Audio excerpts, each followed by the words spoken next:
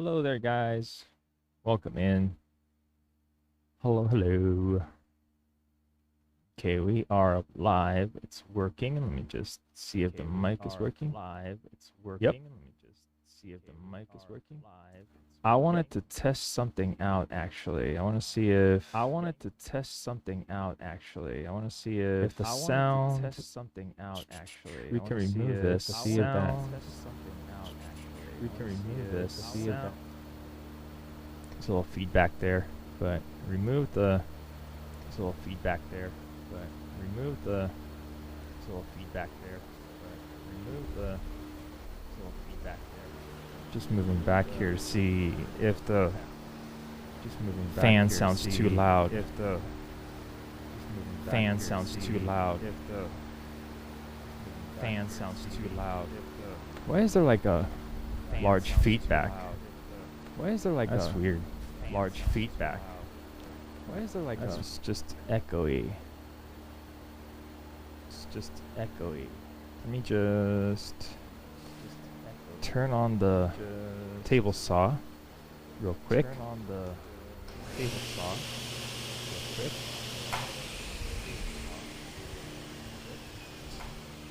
It's not that loud. It's not that loud. It's loud, but it's not horribly loud. Okay, I think I'll leave the noise suppression off. I believe it's good. I'm not gonna have too much trouble with the audio here. Okay, so I can hear everything. The microphone's working, so we're good. Okay, now today, what are we doing today? I need to get the planer set up correctly. Let's see if I can finally move this. Oh, duh, if I don't change cameras here, nothing's gonna happen. So, as you can see, I have the vacuum attachments and the vacuum hose here. So we have dust collection ready. That's great. Now, two things that I want to take care of is, one, this is too tall. This bench is too tall. I have two of these benches. There's one here, the one in the back. There's a kind of a mess on the big woodworking bench. I have to clear it out afterwards, but I just wanted to clear everything out of the other workbench to modify it. So that's what we're gonna do today. We're gonna take the bench apart. We're gonna reuse the torsion box top that we have on our benches. I'm gonna lower the bench a little bit more to accommodate for some wheels. I have wheels somewhere around here. I have a couple of wheels actually. I have two of them. They are swivel base. They are not they don't have locks on them. But I have two casters. I want to make sure that the casters can make contact on the floor. So we'll remove the excess material that it has, because these benches were not made for feet per se. I kind of made them like typical cabinets that you put shims underneath because they were stationary cabinets. But now it's gonna be a mobile base. So I have to remove that extra material, move it down a little bit more, so that since we're not actually using that bench for anything in particular, I eventually want to lower the table saw from the base I made, put it down on the floor, and we're going to modify that bench as well, the woodworking bench. So I want all of this to be somewhat relatively the same size. For the tops here, hey, hello. What do we got here? Hey, thanks for the follow. Welcome in. Welcome in. Let me see, where is this? XCAS. Hey, hello. So I was just talking about the plans for today. So I want to remove these wings on this thing because you can see that they're flexible. What? Really? No way. Donation? Ah, that sucks. I had it set up. I don't know why it didn't show up. Hey, but thank you very much. I appreciate it. Ah, maybe it's because it's on the other yeah, I still haven't set up the donation page with Stream Elements. I have it with Streamlabs, I believe. So since I have all the Streamlabs overlays turned off, apparently that's why it didn't show up. Oh man, I'm sorry about that. That would have been great to see. That's awesome. Thank you so much. I'll have to now dig dig in and see where it is. Hey, thank you so much. Awesome, awesome. Well, I'm glad you enjoy it. So, I hope I don't disappoint. Well, I was saying that I don't like the tables on the planers because for one, these are flexible. You can flex them, and when you can flex them, that's when you get planer snipe. And that's I kind of this is a very small piece, so it goes in relatively easily. It doesn't like bog down on this too much, but if you run your fingers over here on the exit, not so much. Let me turn that off.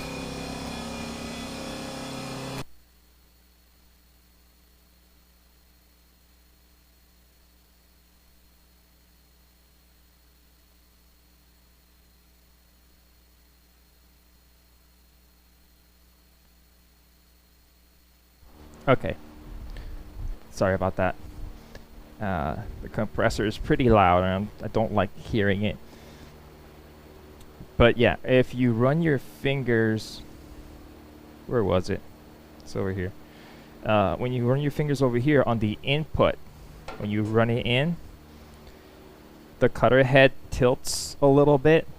This has a very, very small flex to it, but until the other roller like makes contact with it, it kind of shifts the position of the piece of wood, and it kind of eats a little bit into it, and then it corrects itself, and then now it's the rest of it is nice and flat. So you always have about 1.5 inches of waste on the ends. You want to try to get this down to very, very minimum. Right now, how it is, I can barely feel it, but it's there. So if I were to put another piece of wood up against this, I could see the gap there. So we want to eliminate that. So what I'm going to do is I'm going to make 2 extension tables that are the same size as this bed. Hopefully I'm not going to spend too much time on that. And we can get this done. I'm going to make them out of MDF. It is a very not good thing to smell or to breathe in. So we're going to have to use our masks and protection and all that stuff. So let me just... I'm just going to be, for now, walking around and putting away what I know has a place. And so I have more space to empty out the cabinet. There's still a whole bunch of like finishing materials like lacquers and sprays and glues and all that stuff.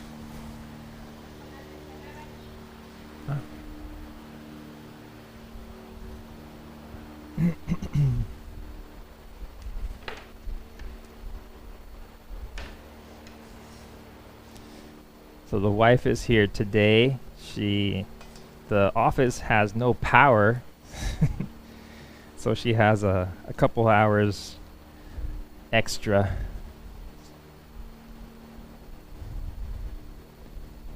Let's see.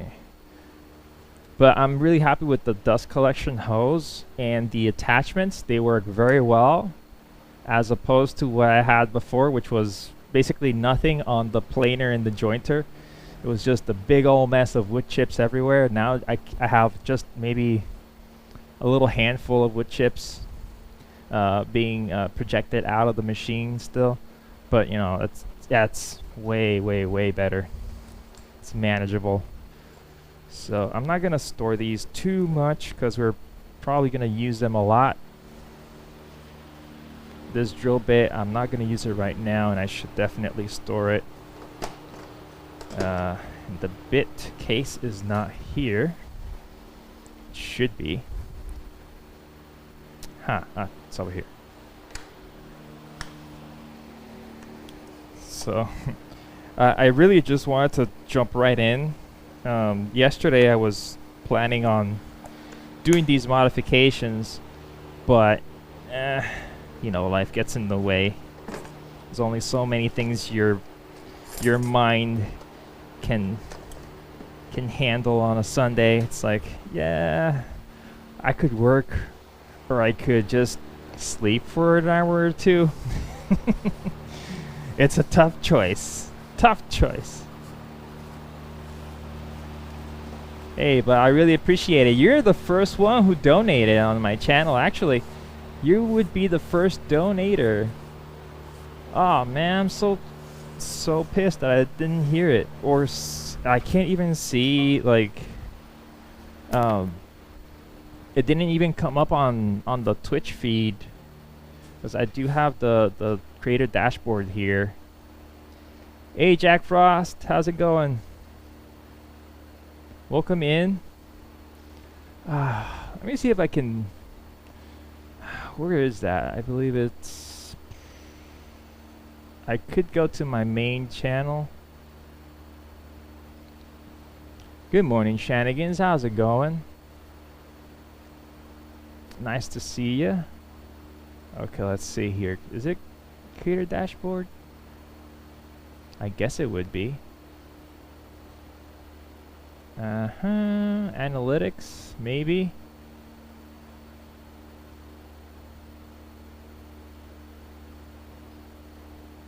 Yeah, well, I don't think that analytics actually does anything here. No, at least not with donations.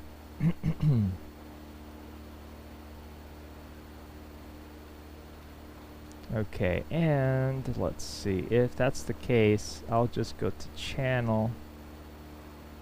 And I might actually see it on the donation tab.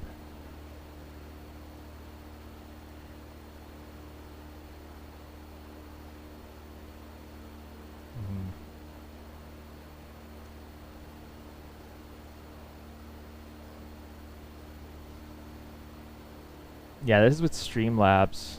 I'll have to check it out.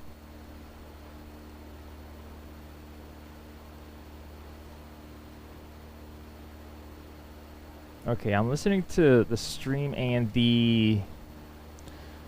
I took out the noise suppression, but it just sounds like a loud hiss. Oh god, the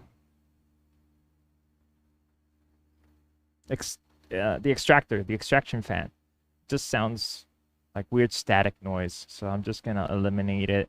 I'm just gonna put on noise suppression.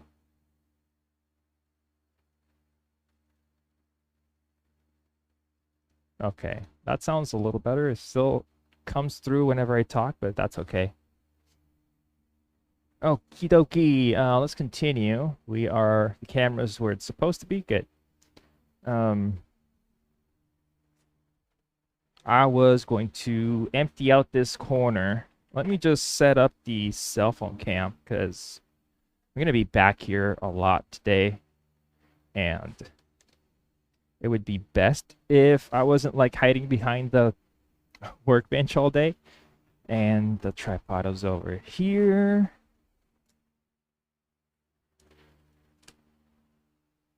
I could set it up where it usually goes.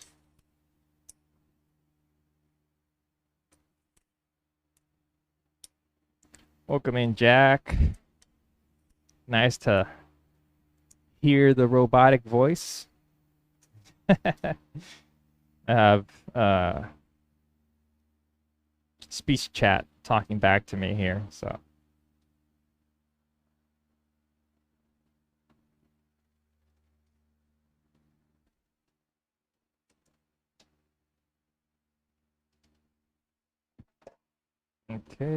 Okay. This is a long cable.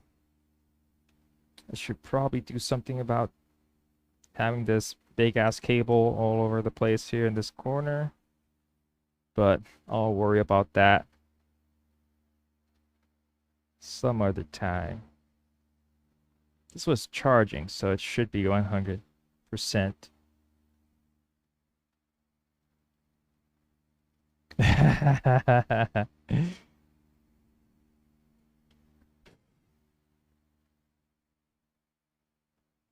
So that does Jack, what does Jack do? Is that a D&D thing, or was it like poker? Well, not poker. Poker doesn't use dice. What am I talking about? I'm a dumbass. What's the other game that uses dice?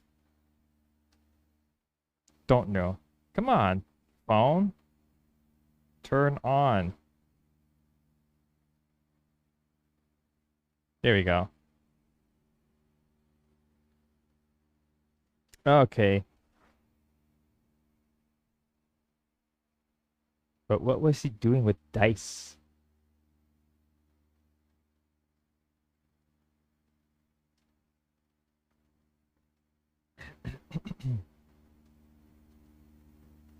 Oh, nice. Let's I'm gonna give that a shout out. Actually, am I following Jack? Let's just find out real quick. Let's see here.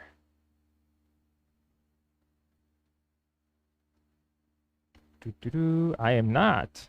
Let's just fix that real quick. Okay, let's close that, and we'll give that a so real quick here.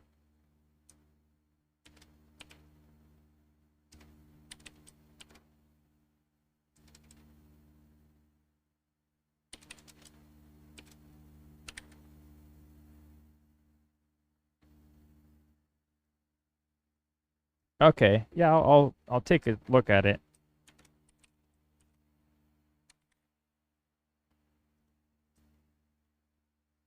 Let's see here.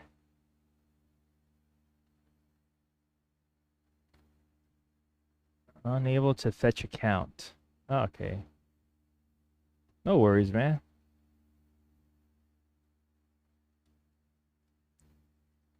There's a shout out. Let's get this phone set up. We can probably start working here in the back.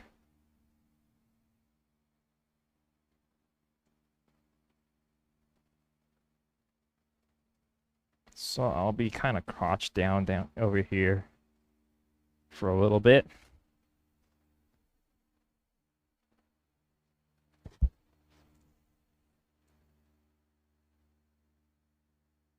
All right, forgot I have to. Oh, hold on.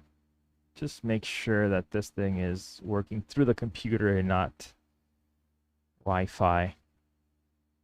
Because if it's through Wi-Fi, it takes up a lot of resources.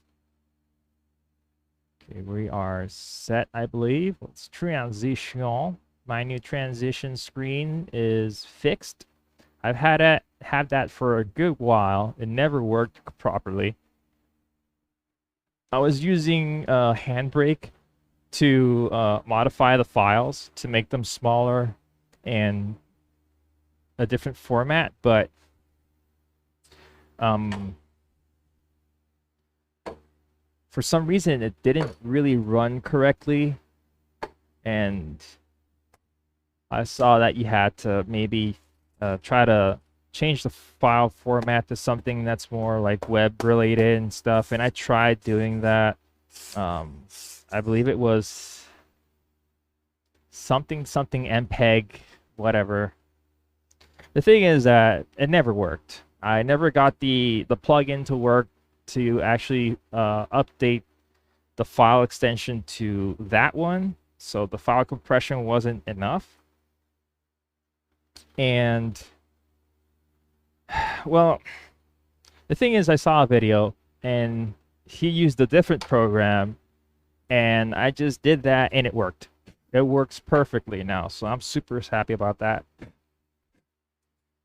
So I have all these products here. I have some fiberglass resin. Oh. Is this hard? That's crazy. Did the resin get is it like damaged? It's like a rock. That's weird. I didn't know resin would do that. I didn't think resin would just get hard on itself.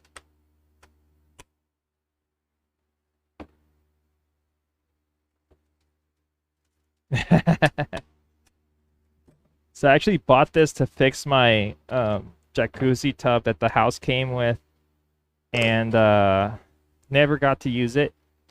We fixed it. We brought somebody in to fix it and be done with it. And now we still don't use it. It's one of those things, right?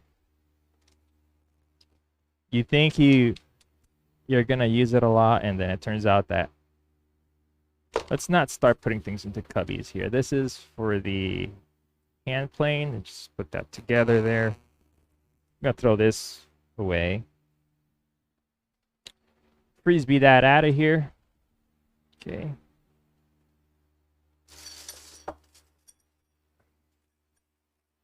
Well, it's a jacuzzi tub like in the bathroom. It's not a big jacuzzi thing. But still, yeah, it is still kind of a jacuzzi tub. What is this? It is paint.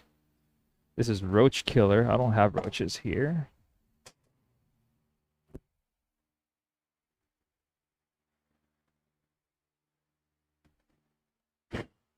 I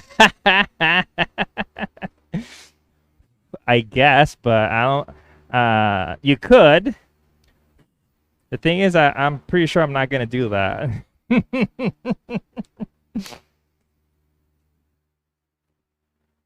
Okay, I'm just putting them up here so I'm not like bending over all the time.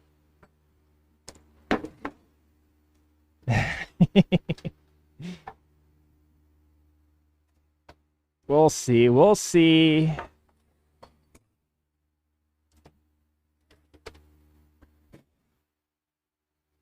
A pod? What do you mean a pod?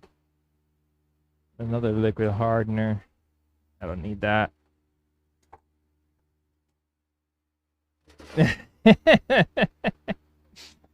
Yeah. No, I put on some shoes today. Imposter. These are both sanding sealers. Just gonna put everything up here so then I can find a place for it afterwards without having to bend over every time, because that is not my back's friend. And my knees either. My knees are messed up, so bending over and getting back up again is not my friend. Let's see here. Particularly one knee in particular is busted up, so I have to work with that, I guess. I'm guessing the sound is a little staticky because I am behind the workbench right now, and the receiver is kind of blocked.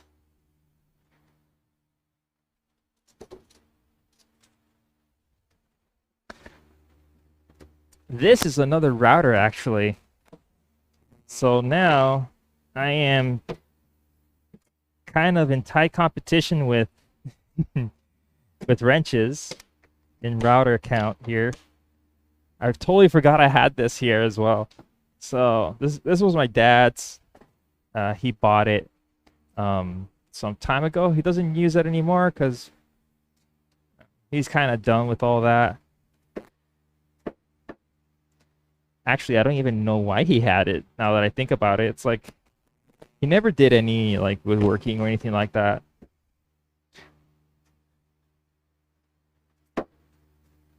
Let's see.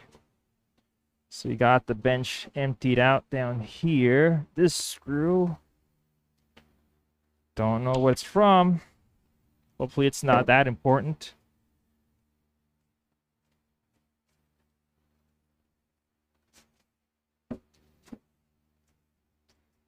So we are going to use this bench as a marker to see the final height of my other workbenches, because the woodworking bench here, the recycled panel woodworking bench, needs to be lowered, and the my other workbench, that's the outfeed table for the table saw, also needs to be lowered. Someday this will no longer be a problem. Having all this sawdust inside of tables and stuff, workbenches. I have a whole bunch of extra bits of wood here that also needs to be organized again.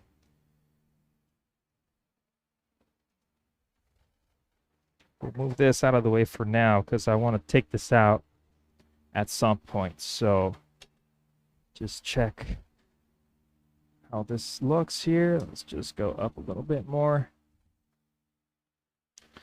Okay, so for now, I'll probably just put everything on the workbench here and be done with that. I'm not gonna spend too much time busting my head as to, oh, where am I gonna put this? Where am I gonna put that? I'm just gonna move it all, move it back in once I'm finished, and continue with my life, because ain't nobody got time for this. Ain't nobody got time. Let's just move this over here. The problem with this bench, me lowering it, is that I added some support brackets. It's not on this side, so we're good. This side I could cut it down. On the other side, I have to see if I screwed it on only or if I glued it on as well. If I glued it on, I'm kind of screwed. But I mean, I could just knock it off and glue something else on it afterwards. Let's see. Oh, this is all twisted. Sorry about that. Seems a little weird, these angles. It is on a smaller tripod, so the angles are a little weird. I was looking at a different planing jig, like a tabletop planing jig, and that thing will set me back like $1,000. I'm like, oh, no. Why? Why so expensive?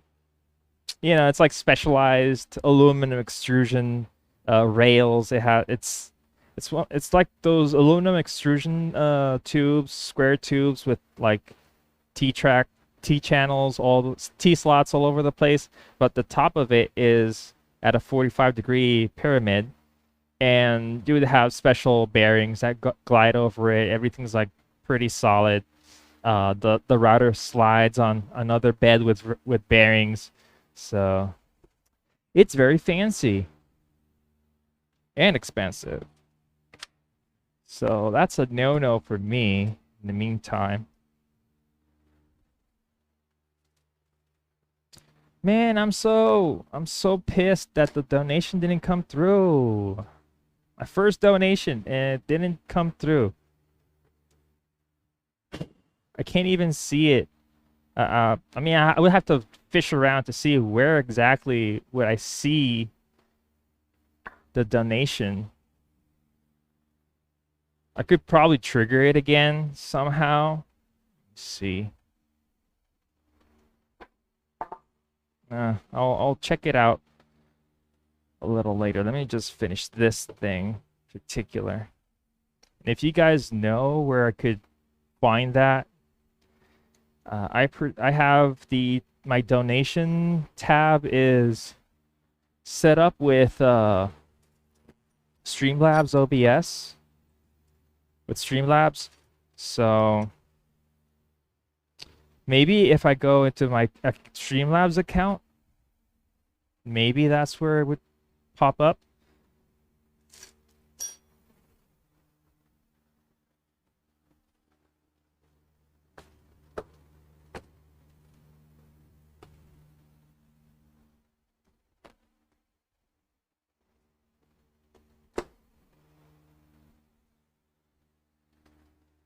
Another thing that the other reason why I want to lower this is I want to fill this up with drawers and have it completely encapsulated so I can put like anti-rust satchels in the drawers so all my tools won't get rusted and all.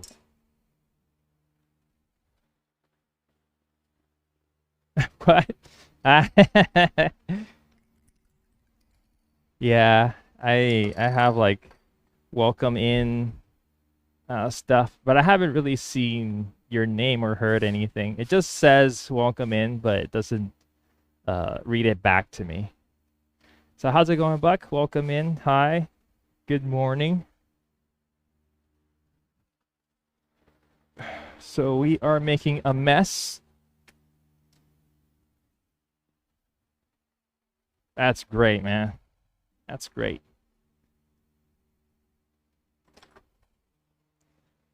Oh, I'm missing a couple of wrenches as well, so I'm kind of miffed about that. I'm trying to see. I haven't really looked for them yet, but they're probably somewhere around here.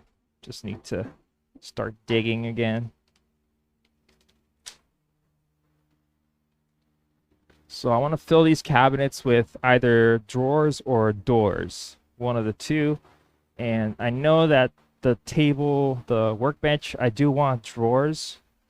One for planes, one for saws, one for like hammering tools and all that stuff. I'll probably divide it in two and have maybe 6 drawers or something like that. I think I could fit in 6. And now we have an empty bench. Yay! Empty for now. We're gonna use this. I have to knock it down. I find it hilarious when your broom makes more mess than you're actually cleaning it up.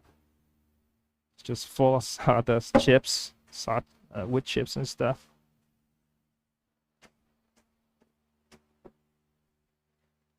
Okay, I'm gonna drag this out of here. So we need to make a little way, a little path for this so we can work on it.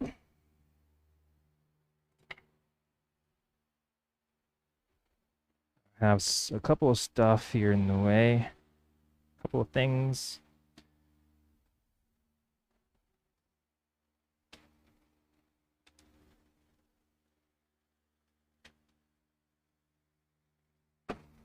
Big old roll of laminates, little bits and pieces that have been accumulating over the years.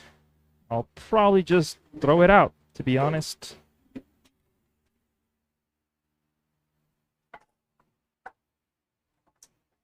Okay, if I want to make room, I should definitely move this camera out of the way.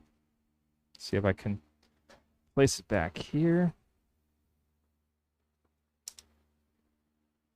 And we're also going to change cameras here real quick, as it will be working in the main hallway here. Transition.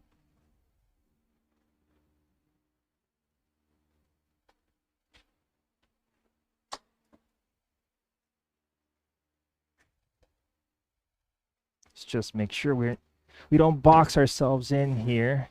We're gonna use a table saw because we need to cut the sides of the table down.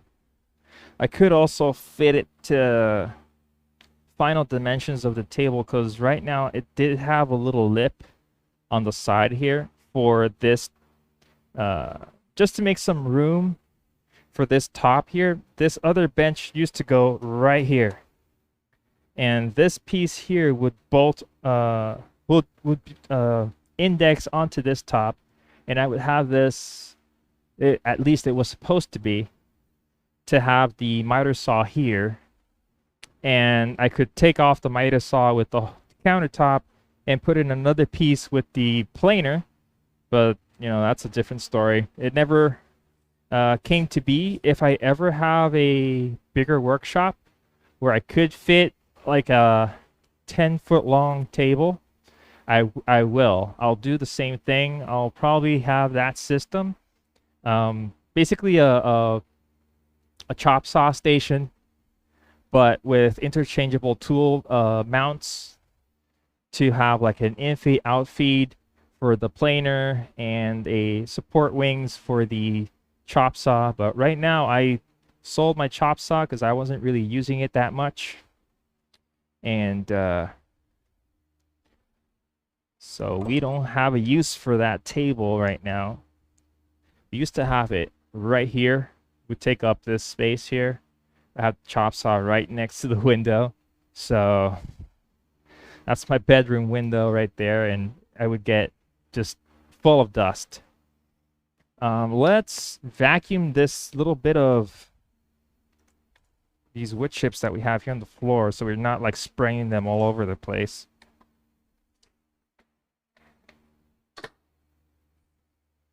Oh, I think this is full actually. Let's empty this out. Aha. Yeah, there we go. Just takes the filter with everything. So looks like it's probably going to rain, which is good because it hasn't rained in a long time, and it's like super hot lately. It's been just very uncomfortable to be in here.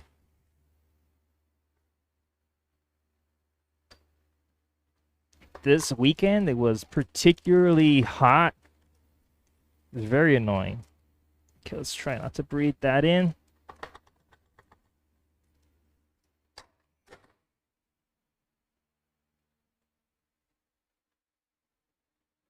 Hopefully the extractor will get that. Shoo!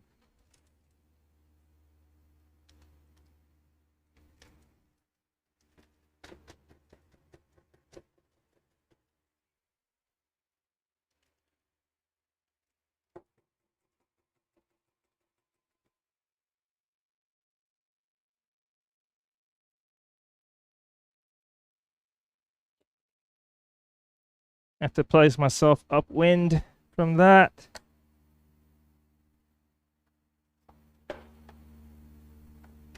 Let's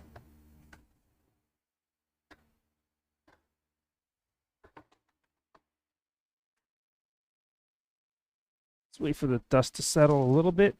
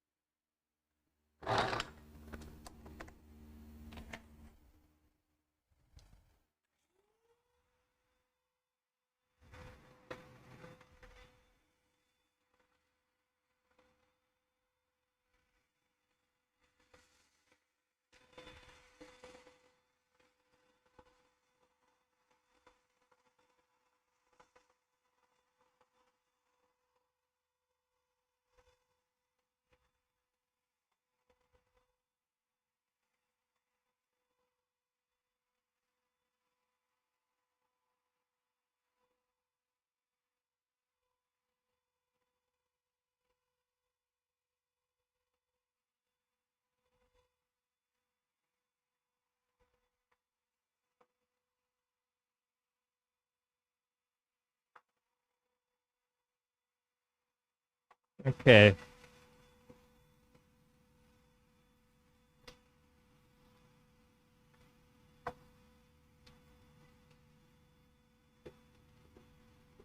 While I'm at it, let me just pick up a couple little bits of here and there of sawdust.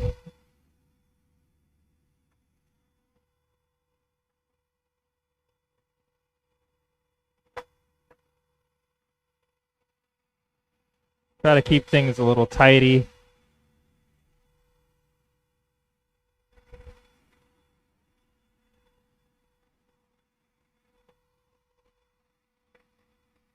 Tidier.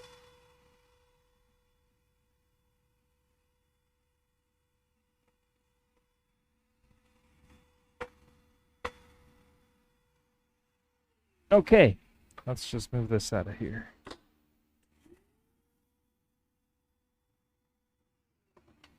We'll probably make a lot more mess here in a bit, but for now, that'll do. Okay, now I'm going to use the crosscut fence here. We're going to use a table saw. We're going to use this to take this apart.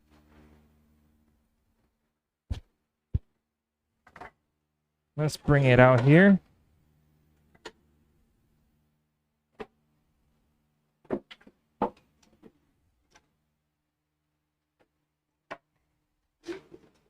Come on, work with me. There we go.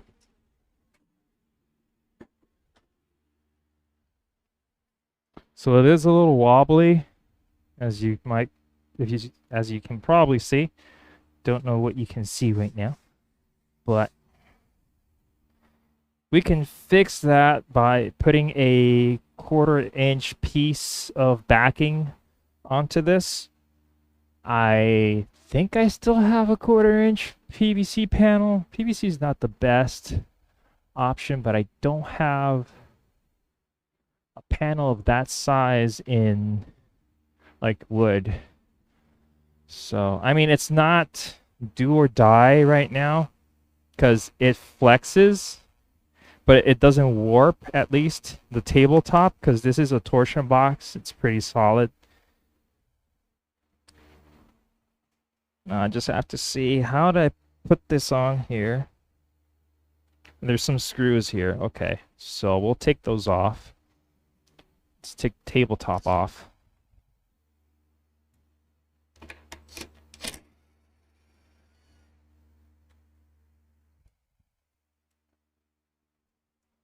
I don't need to take it. Well, I could take it all off. I don't need to, though. Let's just leave them in here so I don't lose them.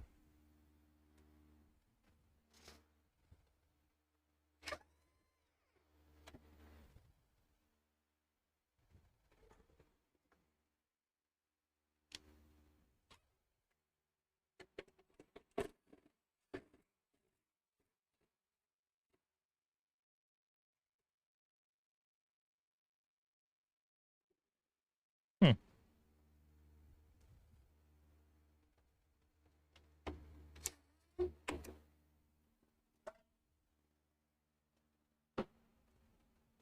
Huh.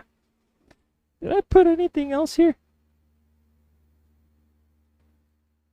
I don't see anything. Oh, there we go. Okay, it's coming loose there. Do I? Yeah, I put another one here in the center.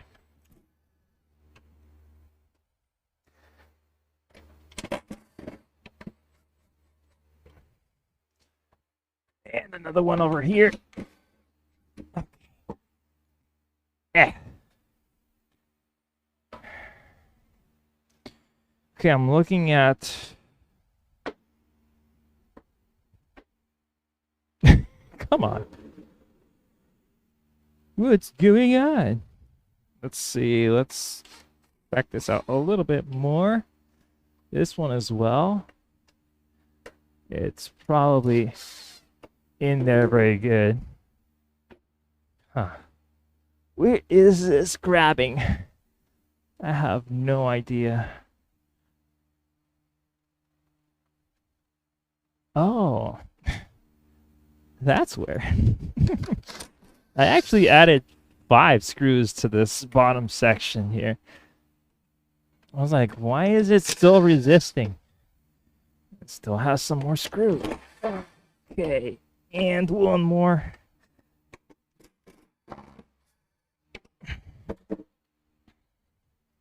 It should come off now. Yes, okay. So this is our tabletop.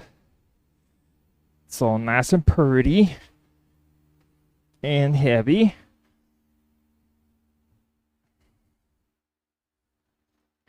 Bend with your knees. This corner was like this because I was actually going to cut this out of 45 for the chop saw rotation. But that was not to be. Okay, we have to knock this whole thing down. There are some feet on the bottom. You also have to take out. Actually, I have to take these out all the way because there are pocket screws here.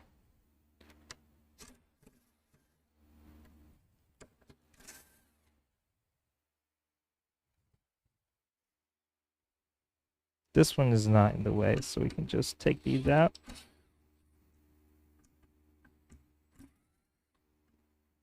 I should identify these. Let me just make a little mark on this.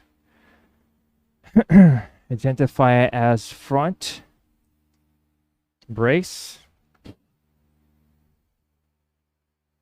front top brace. Just to have something to guide us when we're putting it back on, so we're not like lost trying to find screw holes and all that stuff. Stay in there.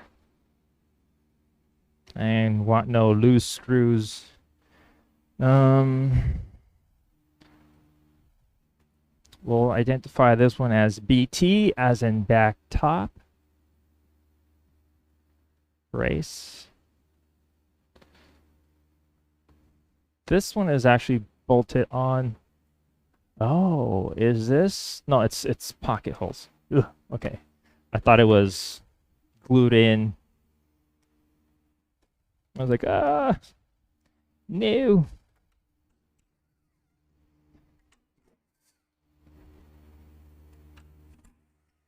I built this with pocket holes just to make the construction easier.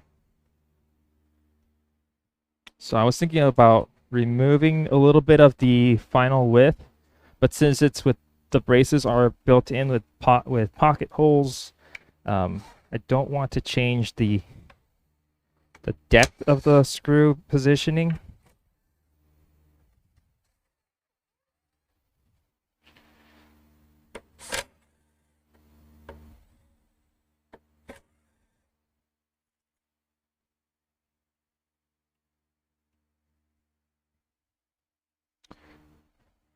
Okay, we have to flip it over.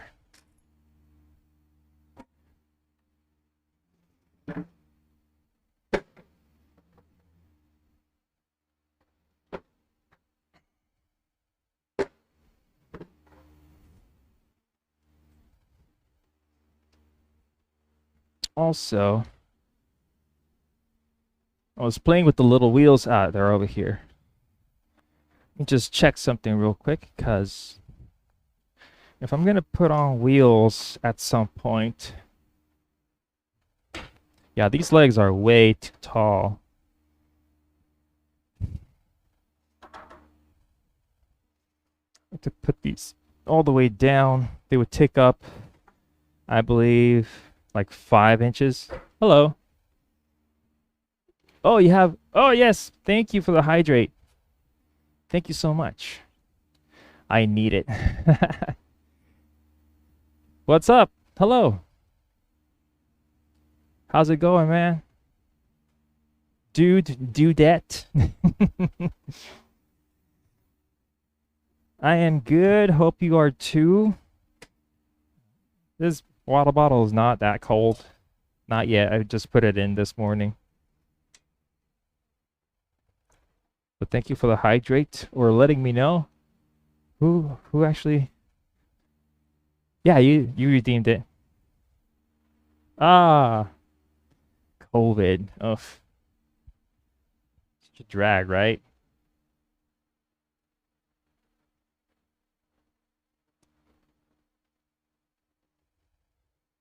But is it like really bad or is it manageable? Because I had COVID. It wasn't super bad. I did get like all the vaccines though, but it was still bad. But it wasn't like I was dying or anything like that. But I've known people who were sick for months. My sister-in-law, no, my is it sister-in-law? I believe so. My sister-in-law, I think that's the right word, got COVID, and she still has. I think it just exasperated her asthma. Yeah, cough is annoying, but she used to have mild asthma, but now she's like she can't even work anymore. So they're trying to see if they can get her disability or something because it's really bad. She's been 6 months with ras with what's it called? She can barely talk. She has her voice is almost gone from all the coughing. It was just insist coughing. It's just it was really bad.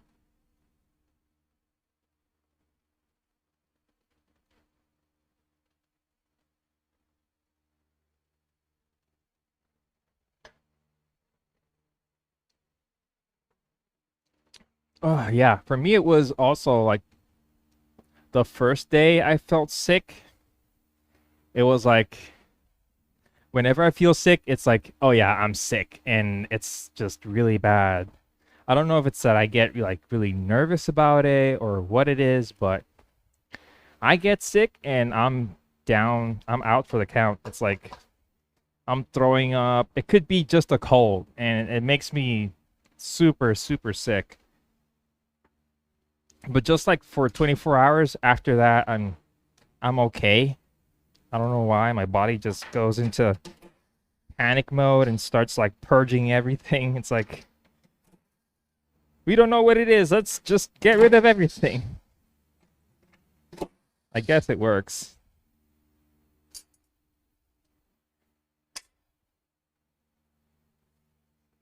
Yeah, I think I'm just gonna keep these adjustment feet on, and I'll probably buy taller wheels. Yeah. Yeah, but I don't like just throw up once and oh, I'm better. No, I'm like all night feeling like crap. Then in the morning, I don't feel like I'm dying, but I'm still feel like crap and not vomiting anymore. But yeah, it's bad. I'm sorry to hear that you have COVID. Hopefully it's short-lived and you'll be back to your normal self in no time. So, I heard about this monkeypox thing and I have not heard anything else from it. Is that actually a thing or was it just somebody trolling or something? It's like, oh, there's a new pandemic. There's a new thing somewhere around there. Something about monkeypox. I have no idea what it is. Don't know if it's true.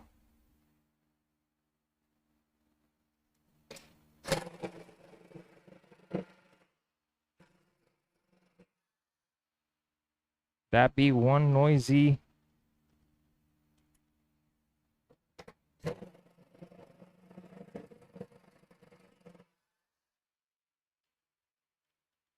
Ah, they're hot. Ooh. Yeah.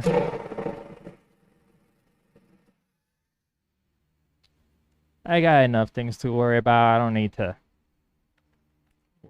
let the news media get me all riled up and having me buy more toilet paper just in case I was not one of those guys who left the country without toilet paper. That was like the dumbest thing ever.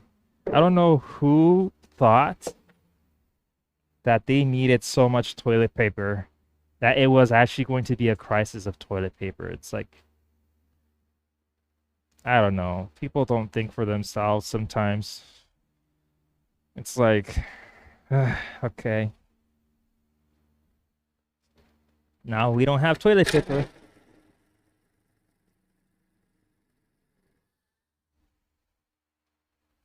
Yeah. We have we're at a drought right now, so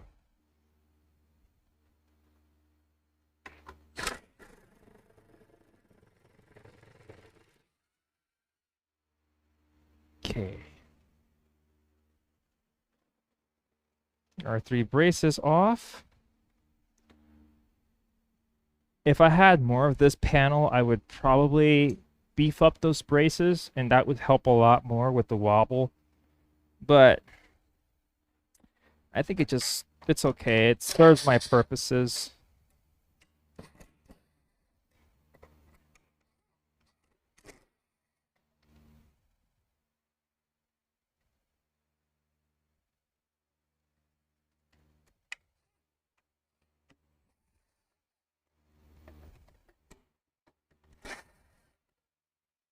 Oopsie daisy.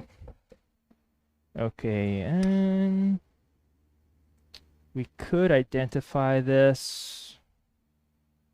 Why were there 4 screw holes here? That's weird. That'd be a lot of screw holes. Ah, because I had like some little base to screw in the leveling feet. That's why. Okay. This is the back, so this is. We'll just write 1, 2, 1, 1, 2, 2, and that way we know where they go. Our marker. So over here. So I'll go 1, 1, and 2, 2. This is the back of the cabinet.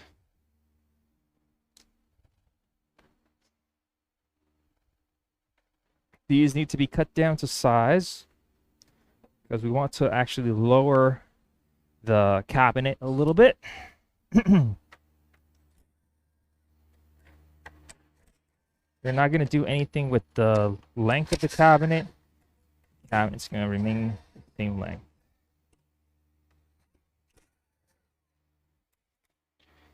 This panel, I bought this wooden panel at Home Depot.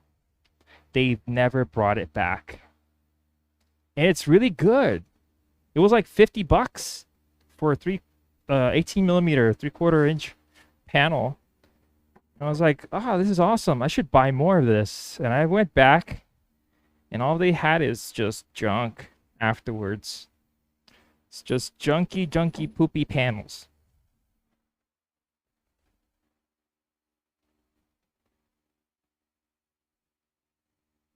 But these are good. They have not warped. They're multi-ply. There's a lot of plies on these, so it's basically cabinet grade. I don't know if they sold it to me on the wrong price, but 50 bucks for this panel is not bad at all. Okay, so now I have to figure out the dimensions that I want this cabinet to be final size. So I think that I'm gonna have all my cabinets at the same height.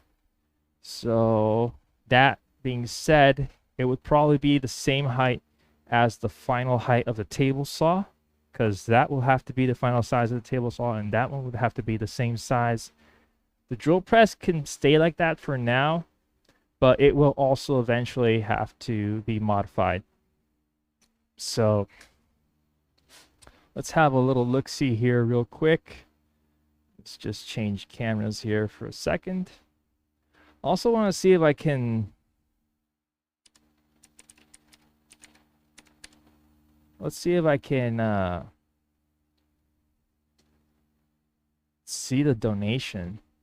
Let's see, dismiss. Where's the dashboard?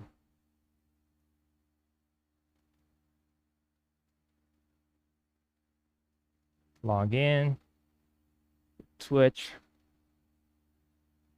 Yes, authorize. Let's see if I can find the donations. Let's see if I can where is it?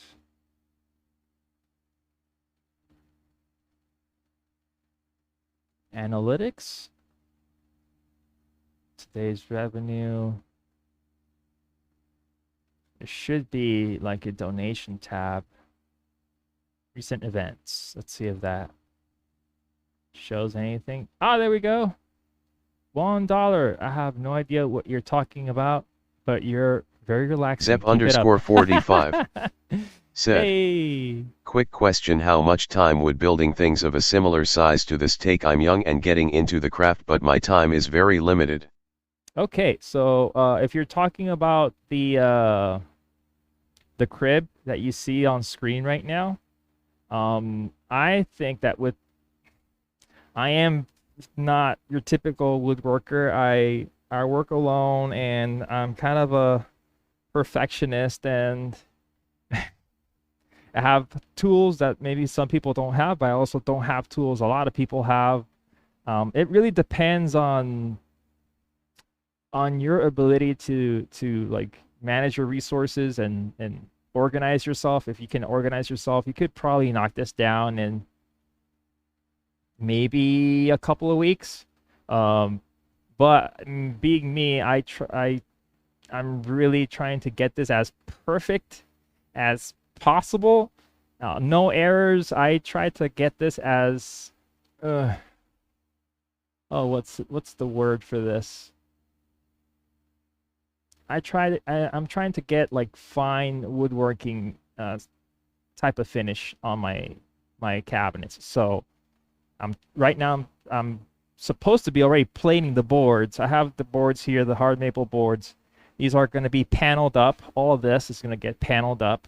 I have to cut them down to size and stuff. But first I was going to run them through the planer. I was supposed to be doing that right now, but my planer is not an industrial machine. My planer is a consumer grade Home Depot quality rigid planer. It's not bad for certain projects, but for something like fine woodworking, it needs to be tweaked a little bit. So I'm trying to do that today, so that then I can plane them down. So if I get that done today, I probably plane this down. I have all the headboard, the rest, the footrest, the top of the dresser, they would all be cut to size today. If I can get this done quickly, I'll probably do that today at some point. I'll run them through the planer, cut them down to size, dimension them as best as possible, and get the joinery ready for paneling. And tomorrow I'll probably glue them up, and we have all our panels ready. So after that, it's just make a whole bunch of sticks for the frameworks, and the front of the cabinets can come off of one board, so it's not that difficult to mill that up. So probably like a month maybe, but I am charging quite a bit of money for this crib. This is not your IKEA crib. This is hard maple. It's expensive wood here in Puerto Rico. So depending on the tools that you have, it could take more or less. For me, it's going to take more than some people would probably take to build this crib, because I don't have all the industrial machinery here. But you know, it depends. It kind of depends. But if you have a whole workshop, a big old workshop set up, it could take you maybe a couple of weeks. It could take you a couple of months if you're doing it with hand tools only. You know, it all depends on what you have in hand. Okay, I was. Oh yeah, we had a $1 donation from. Oh God, where is it? Do do do do. It did not show up, Buck Naked but 78 XCAS said, Zep Black 45 it would Jib, blah, blah, depend blah, on the blah. tools and how much time you are able to put into it during each session. Yep, Meaning can you give it more than an hour or two at a time? exactly. That's a more condensed version of all the jibber jabber that I just said. Okay, we're looking at 4 inches. Oh, right, I forgot. I was gonna walk up to the computer because I wanted to find the specs for the table saw. Let's just put that in here. Grizzly.com.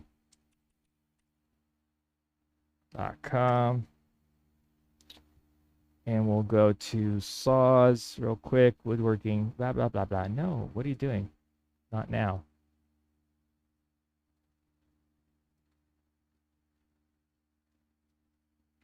And here we go. 10 inch, 5 horsepower. Dimensions, maximum, no. Let's see here. Where's that measurement?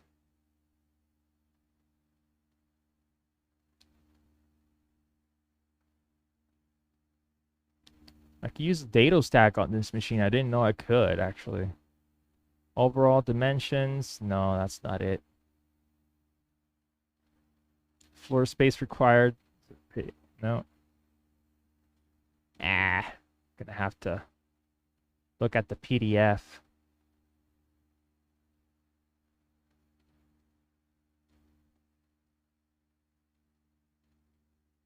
Footprint, height, no, what?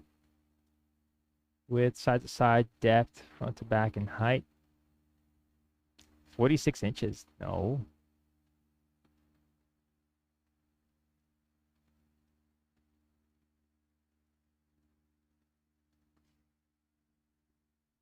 Hold on.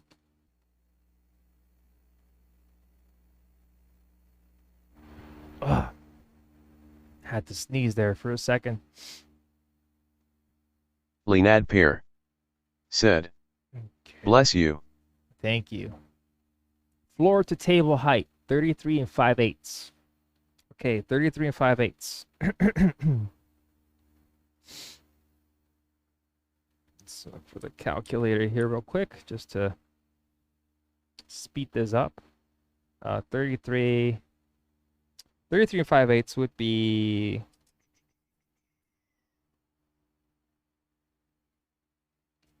855. Let's do that. Said, O como diria abuela Zapi.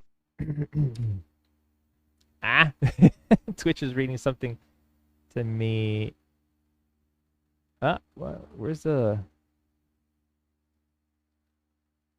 Huh? What happened here?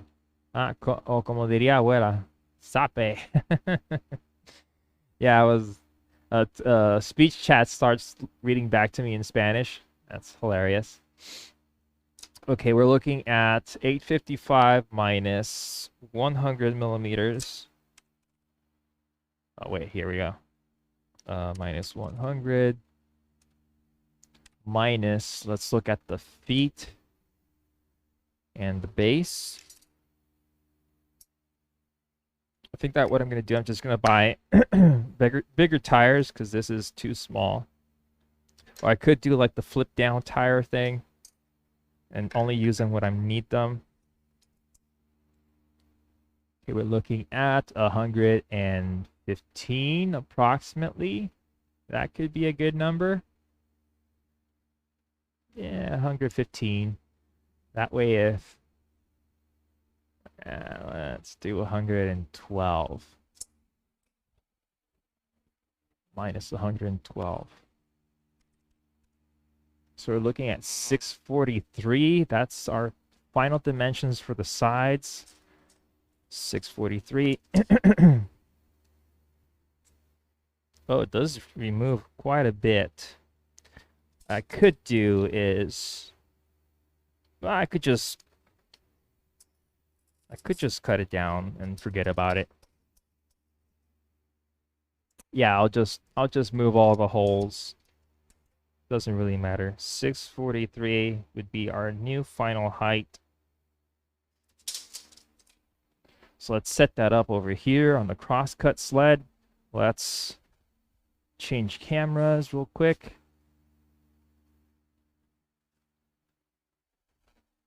If there's anything you can do in your workshop that will greatly increase your accuracy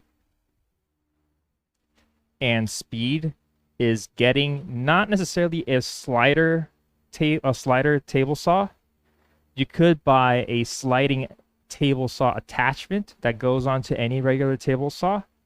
I didn't get one of those because for me in particular, when they started like coming out, they weren't that great, at least not that I could see. They weren't selling any of them here nearby. But now I've seen a couple like aftermarket slider attachments for regular table saws, and that will make your cuts repeatable.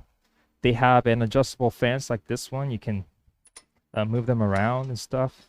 So if you get that stop very, very, very good, well adjusted, you'll have very repeatable cuts, and your work will come out way, way better. Trust me.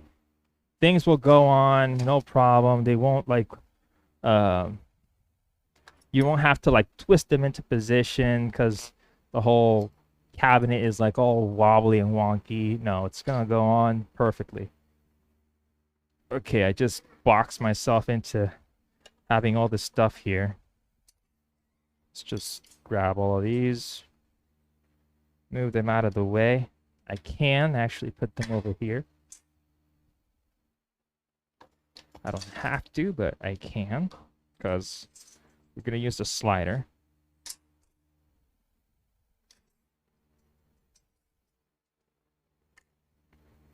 So I was talking to Grizzly about whether or not they have extra, like any nuts that would go into these slots.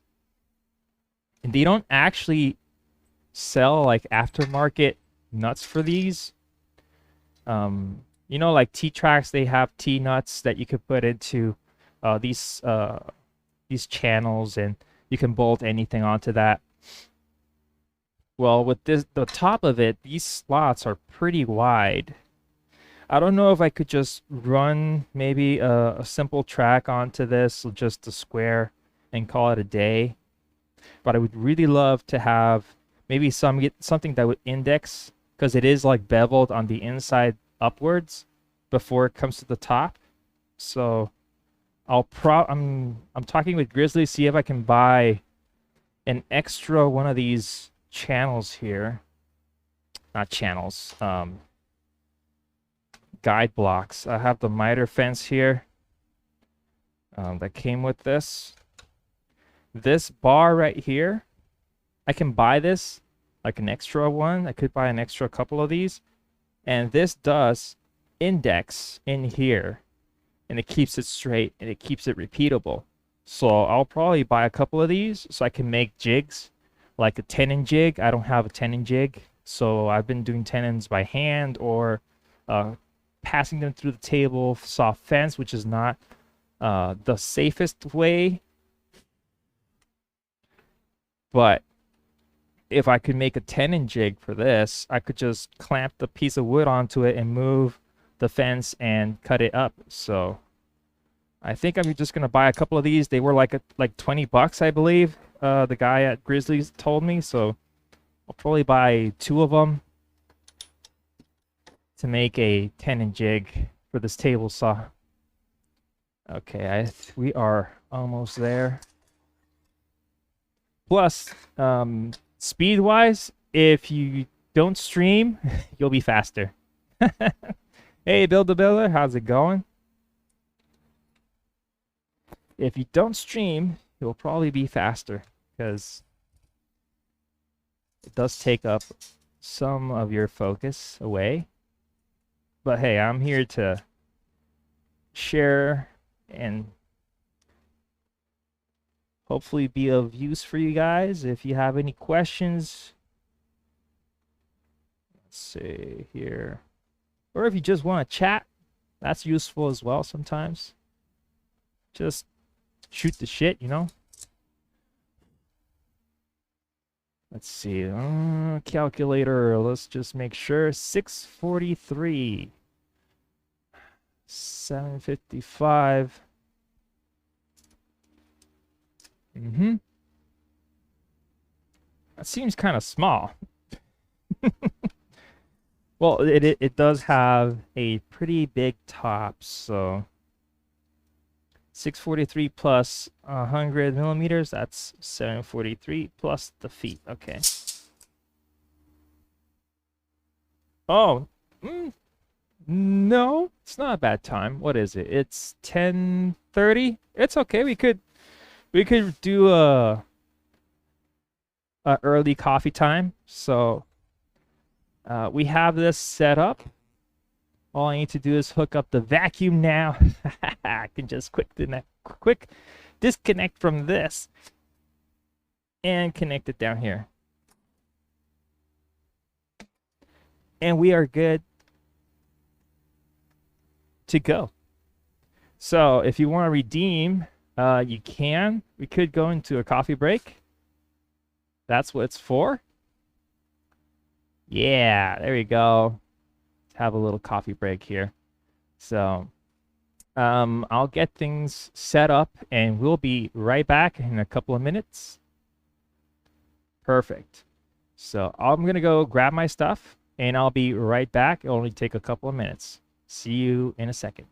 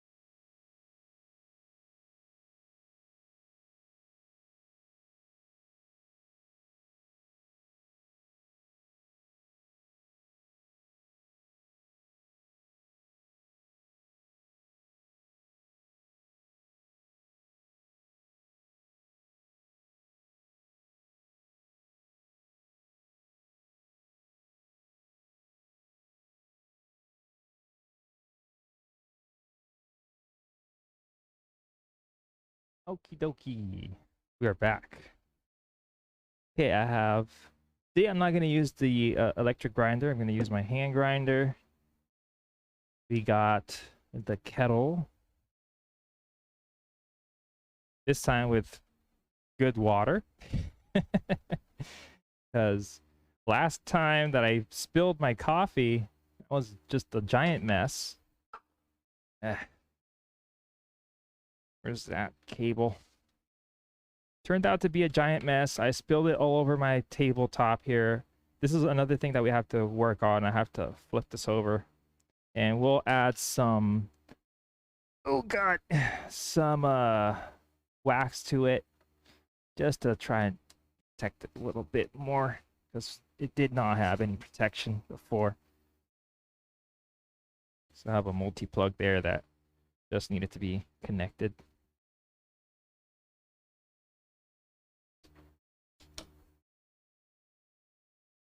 This cable could have been a little longer, but it is a kitchen appliance. It's supposed to be on a countertop, not in a workshop. We have our grinder. We have our coffee beans. Did not bring the WDT RDT tool, so I'll go fetch that real quick. Didn't I bring it? I thought I did. Just backtrack here. Make sure I didn't leave it anywhere.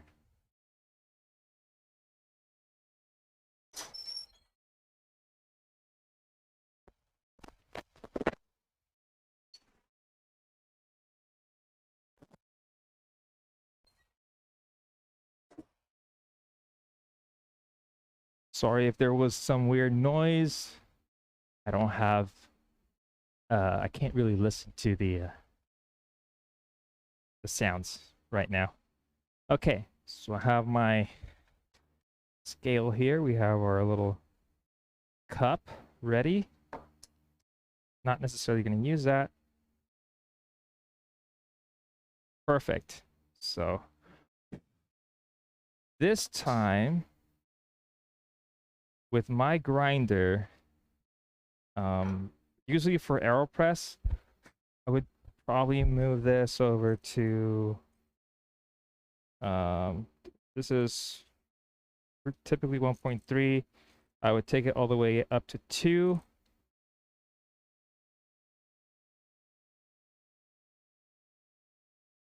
I'll just leave it at 2 because I was turning all the way up to 3, but maybe a little coarser would be perfect. So we're gonna do 15 grams. I'm gonna try that recipe that I saw from that Australian YouTube page, YouTube channel, not page. It's a channel.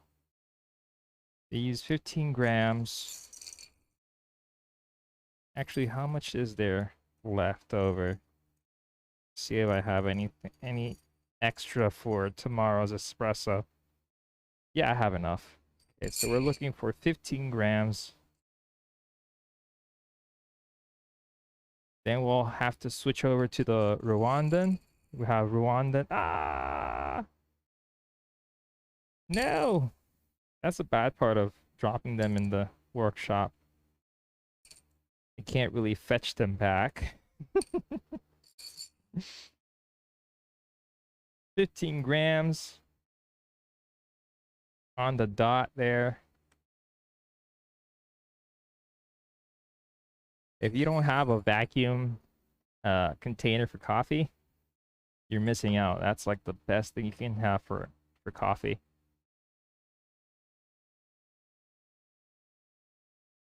Okay. We'll go with 94 degrees Celsius.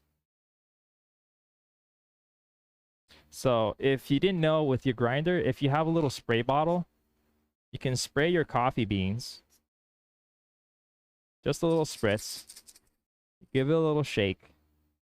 That way, when you put it in your grinder, you remove a lot of the static that builds up. So Depends on the day and your humidity level and stuff like that. But if you spray a little bit of water, like very small droplets, with an atomizer like that, a little spray bottle, you can remove a lot of the static so that the coffee won't cling to the sides of your grinder. They were okay. They were still a little dark, but I was having problems with the roaster. I did a modification though. Let me just show you real quick. I took out the twines that were inside and I replaced them with a paddle. So now whenever I'm gonna do another roast, I have this little aluminum paddle thing that I put in. Now whenever I do another roast, the beans won't like get stuck. I was having trouble holding this in place while moving this, because the beans would get stuck with the twines and it was just a pain in the butt. It would move it all over the place. Now it's a lot more stable. This was the other piece that I was using, that it came with, of course. So I removed them. I drilled a couple of holes on an aluminum L bracket that I have around. It's like a 4-inch L extrusion plate. I just cut 2 pieces off of that and screwed them together here on the center. So ideally I would put on some stainless steel screws, but I don't have that with me right now. You know what I'm missing? A cup for the coffee. Let me just grab one super quick as well. Run over.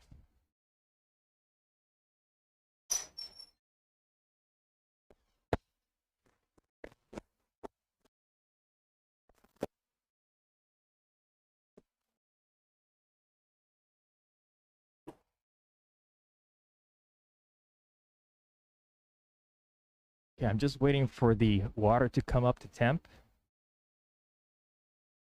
We should be close enough.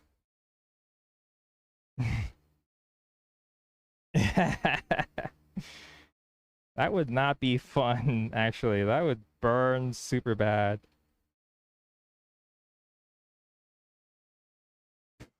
So I was exclusively doing like competition AeroPress brews, like 30 grams. They actually tweaked the rules a little bit, so now you have to do no more than 18 grams of coffee on the AeroPress, because they were like making these absurd amount of coffees per brew, like 30 grams per cup of coffee, and it's like, wow, that's a lot of coffee beans for just 1 cup.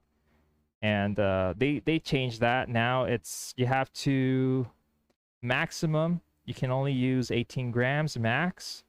So hopefully in the future we have competition brews that are more affordable. But I was making them before, because I buy like cheap 3-pound bags of coffee beans for like AeroPress and stuff like that at first. But now I've been kind of using a lot more of my specialty coffee for this, for the AeroPress. Okay, so we got that there. Let's put in our coffee. We're gonna use this scale today.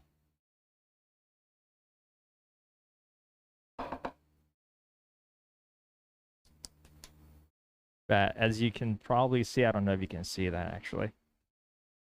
The coffee grinder has very little to no like retention.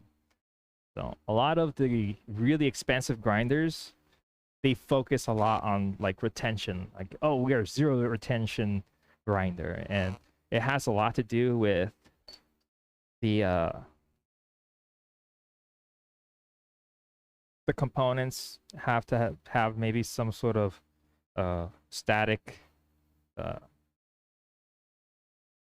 prevention of some way.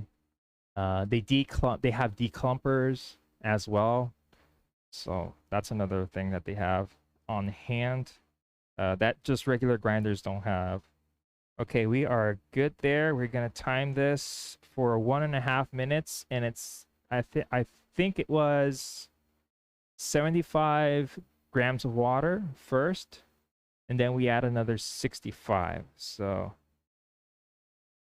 75 grams. Let's see if this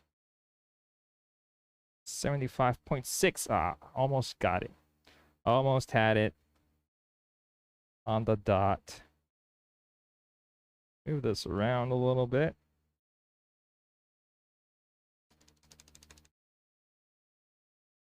We're gonna wait for 1.5 minutes. See how that tastes. Move the air.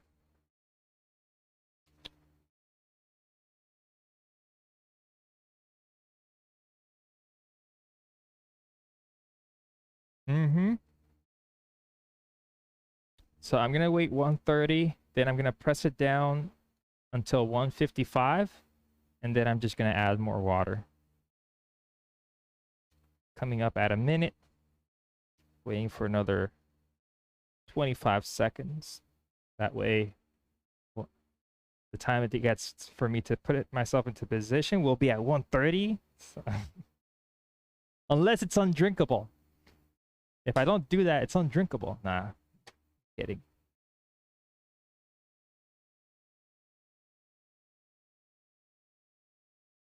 Okay, we're good here. So I'm just gonna start pressing down slowly.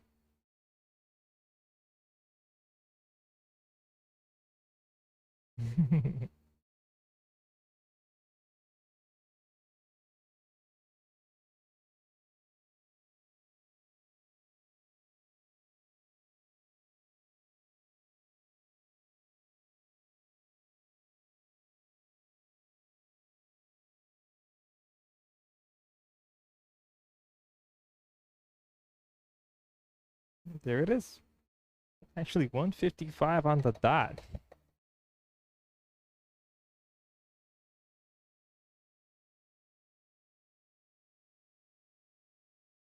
Well, I can tell it smells good, so tear that again, and we'll add another 65 grams.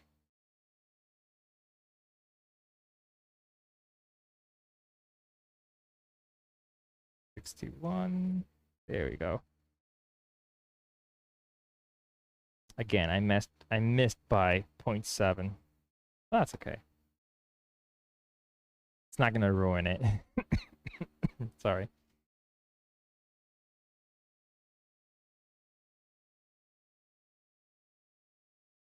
So we'll wait for that to cool off just a little bit, because one thing you don't want is to burn your tongue, because then you can't taste the coffee. That would be sad. Okay. So what's your favorite brew method? The AeroPress is very simple. I know there's people out there who are like, what are you talking about? That's more complicated. I mean, the simplest way to make coffee is to just buy it. And even then you have to drive somewhere. So there is some complication to it. The other easiest method would probably be instant coffee. So just have to put it into water or milk, microwave it or something, steam it. Oh, really? So what do you have on hand? I have just the AeroPress for now, and I have a mocha pot that isn't working right now because the valve isn't it doesn't screw on anymore. It kind of, I don't know why the threads came loose or something. Anyway, I have to get myself a new mocha pot. But I had the AeroPress, the mocha pot, and I have a commercial grade espresso machine. But apart from that, I've had Also like the cloth filters. I don't know if you've used those before. They're really good, actually. You should try them one day.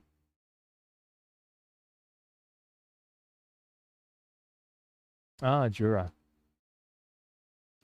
Ah, you have a cold brew system? Nice. I've never had cold brew, like the wait 24 hours kind of drip system. I've never used those before. And I've never actually tasted that coffee before either, so I have no idea how that tastes. I have made iced coffee. I tried making iced coffee here the other day with the AeroPress. Just press it down onto some ice and then add a little bit more water to it and then more ice. But cold brew, no, not yet.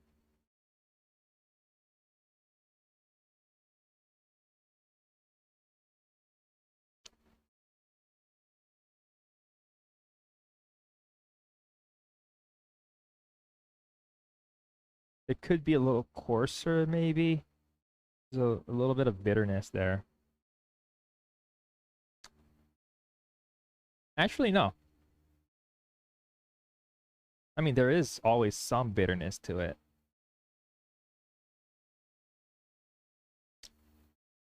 But if I like wet my whole mouth with it,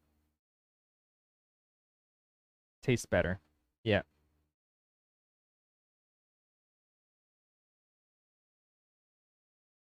Okay.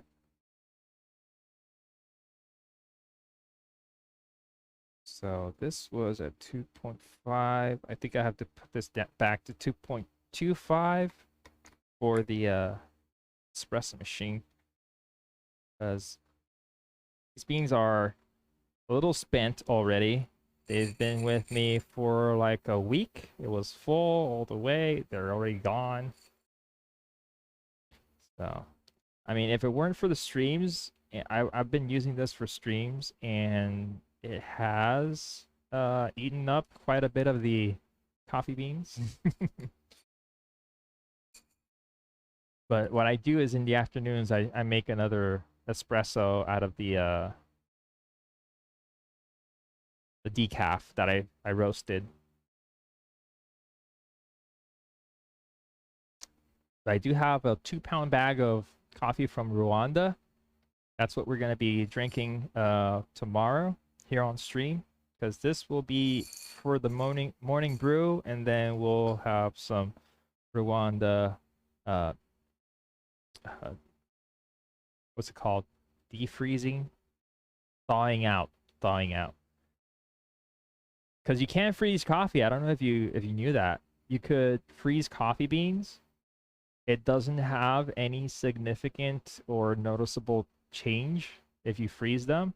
Just make sure you thaw them correctly. You know, don't open them up while they're still cold. You have to let them come all the way down to room temperature before opening it, and just to avoid like condensation. And you can conserve the coffee very well by freezing it. So I don't know if I would necessarily. I mean, I could. I am that kind of guy that would like dose this out and do several bags so that way I don't have to thaw the whole thing just to take out a portion. So I think I will actually do that. It's just I don't have freezer grade plastic bags with me right now, so I have to make do with IKEA Ziplocs, zip bags. Don't know if they're actually good or not. Coffee time. There we go. We had another hydrate. Oh god, I didn't see that one, I think. Let's see. Leonard PR did a hydrate and Dr. Na Aaron. N-A Aaron. Aaron. D-R-N-A-A. D-R-N-N-A-A-R-O-N. D-R-N. Nah, wrong.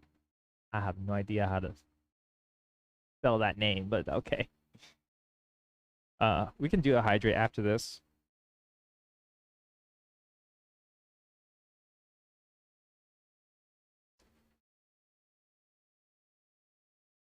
Yeah, exactly.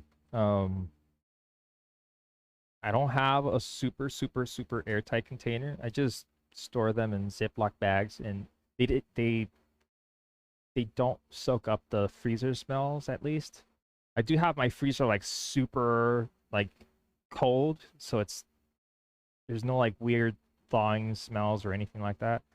I don't know. There probably are some freezer smells, and I'm not detecting them. But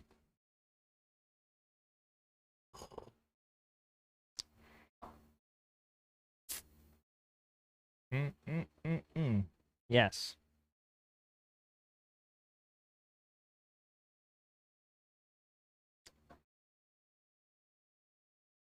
very good, very good.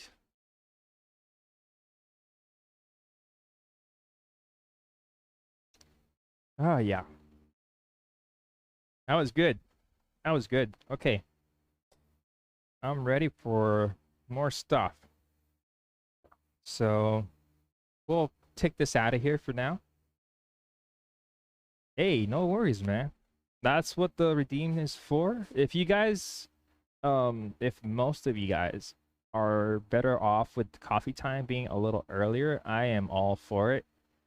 So if that is something that you guys would want, I'll probably put a post on it, like a poll or something, and we could maybe vote on that. Whew. Now it's actually today is not that hot. Sorry. It's not super hot today, so I'm good.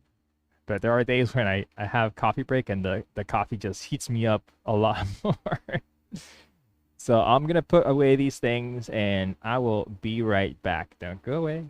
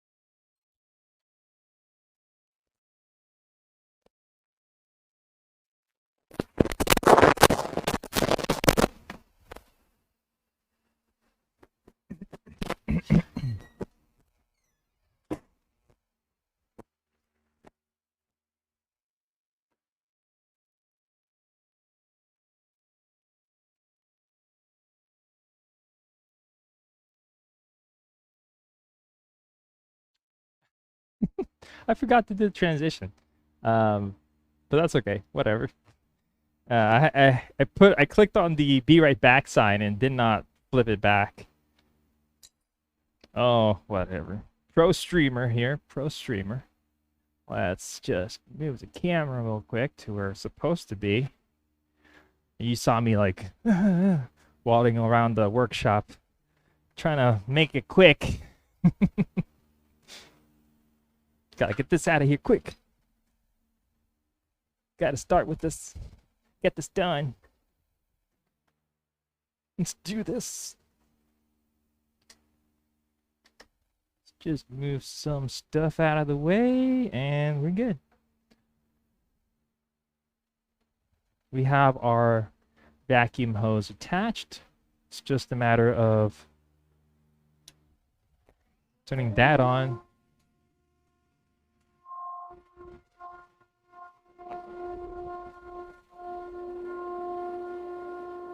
And what I'm going to do is I'm going to clean up the top part of this. When I built these, I did not have this table saw. At least I don't remember if I did. Don't know. Anyway, the thing is I want to make sure this is nice and square. There's nothing like in the way of the fence. I'll do a cleanup cut. Does it need one? It does. There is a little bit of discrepancy there. We'll do just the width of the blade.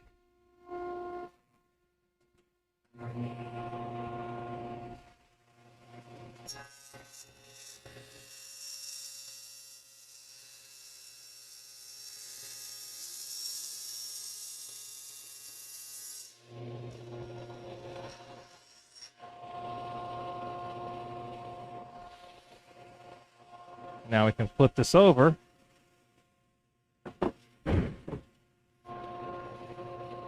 Flip the stop.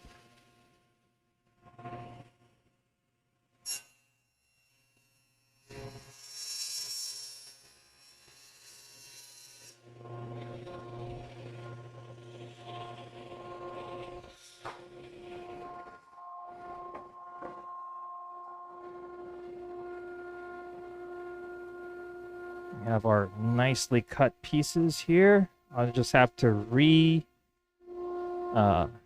identify this as the number 2. Where's that marker? Marker gone. No, marker here. Put on the 2 right there. Do the same over here.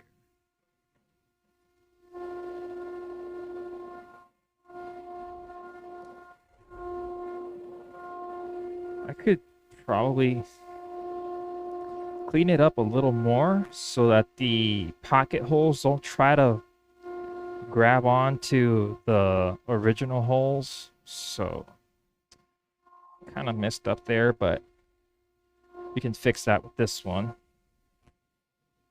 That's the bottom part. We can flip it over.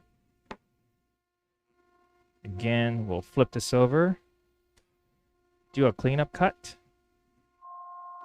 I could technically just remove the 2 holes here.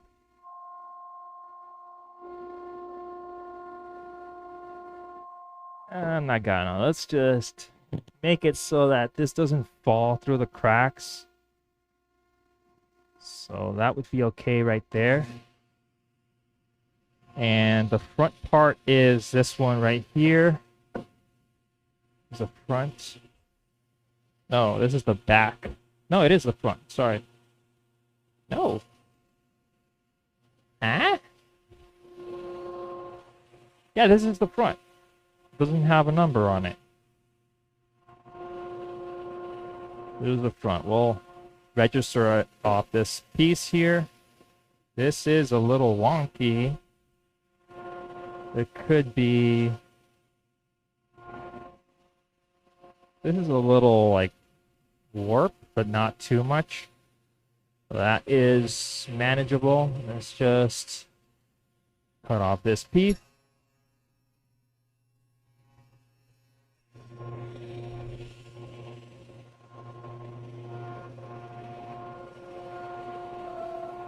We can flip it around, put our stop.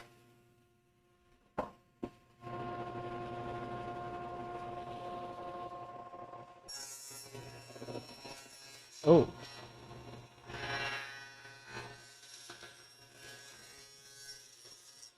That was not good. That was not good at all. Since it is bowed downwards, let's see if we can get this to cut without it moving around on us.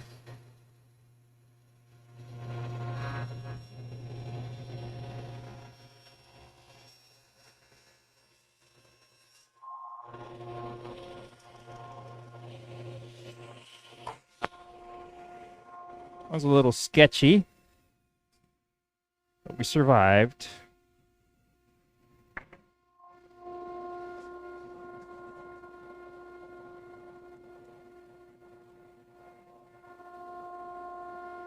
We're alive. Let's turn off the table, vacuum.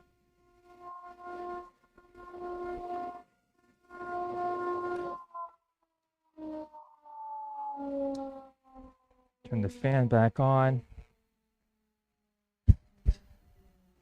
Okay, so now we have our new sides dimensioned.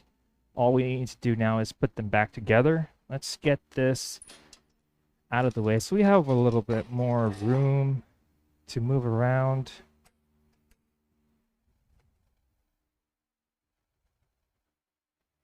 And we're good to go. Let's grab our drill.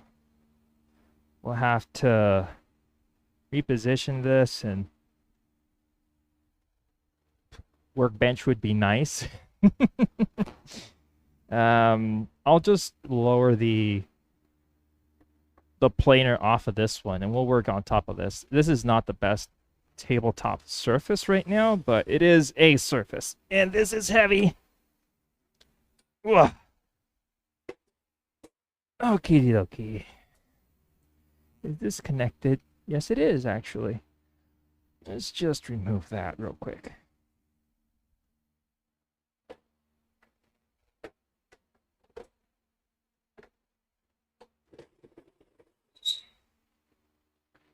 So I need to align these. Again, which one was the the front and the back? I'm guessing this is the inside. So this would be the back. This would be the front. No, this is the back. It has number 2 on it. So that's good to know. We'll just align it somewhere around there like that. Now I'll grab the bottom piece. And we'll try to keep this at a 90-degree angle. I do have a clamp for that from Craig. Just grab it real quick. This clamp was part of my start in woodworking. My uncle wanted to help me out with like getting my bearings and all that stuff, so he saw that I have some interest in woodworking, and he got these for me. He got me the whole Craig system. And back when I was not a teenager, I was still young-ish. I was like, what, like 23? 23. Without a clue in the world of what I was going to do. And he helped me out. He said, hey, I'm going to get you this. And what we can do is you can practice at my house. So that's what I did. I built him a big chicken coop, big old structure to house his chickens, because he wanted to raise chickens and stuff. Because I built my own chicken coop at my house with what I had on hand. You know, it wasn't like super awesome craftsmanship, but it worked, you know? It worked. Let's just pinch this down. There we go. We'll keep on walking this. Want to make sure that this is aligned. I could actually pull it out just a hair. Because when it comes to pocket holes, when you get to the bottom and it sits, it tends to pull inwards a little bit. So you could align it to where you feel like a little hair out of alignment, so that when it stitches down, it's completely gone. That misalignment will go away.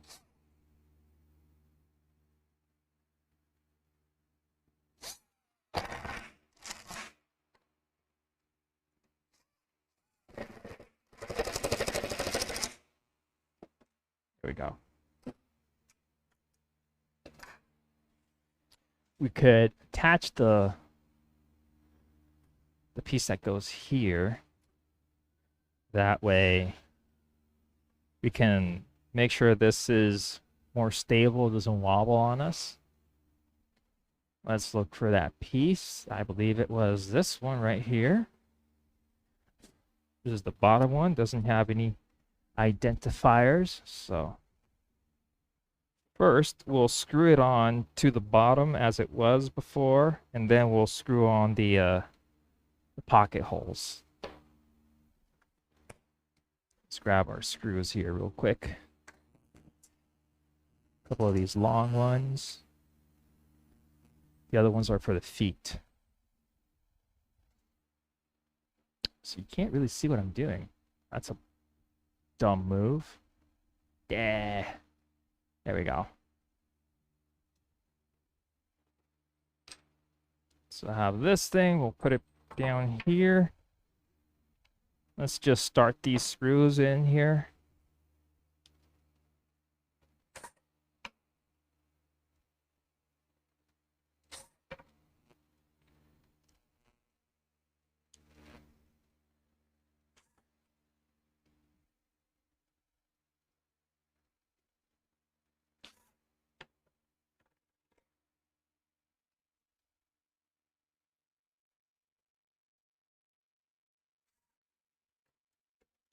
Okay. Put this here. And let's start fishing for the pre-drilled holes here.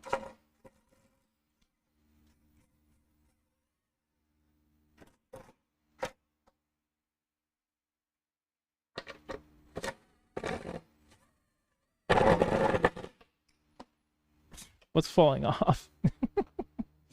Ah! I can't lose these. I don't have any more of these. Shoot. Where are they? How many did they drop? 1, 2, 3. Ah, I'm missing one. Where is it? Just screw these a little bit more so I don't lose them. I don't have any more of these screws.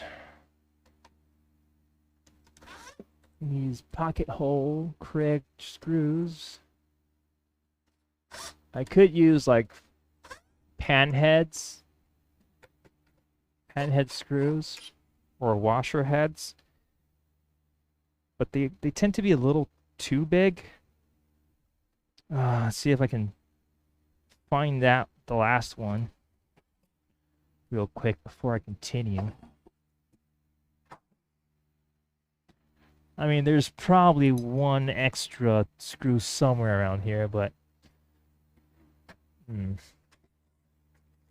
oh, man, this sucks. I gotta remember to not drop these anymore. I probably have an extra one in the Craig case. Didn't I?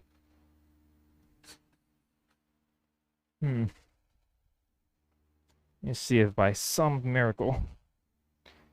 Because I do have more of these screws. Oh yeah, I have more. Not the best looking ones, but I did have a couple more, so that's good.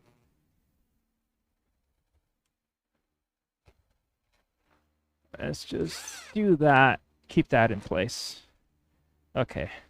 No more mishaps.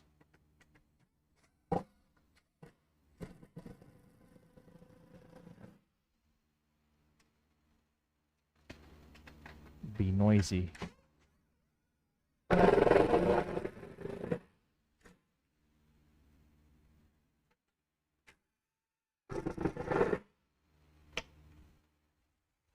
Now for the pocket holes. Right here.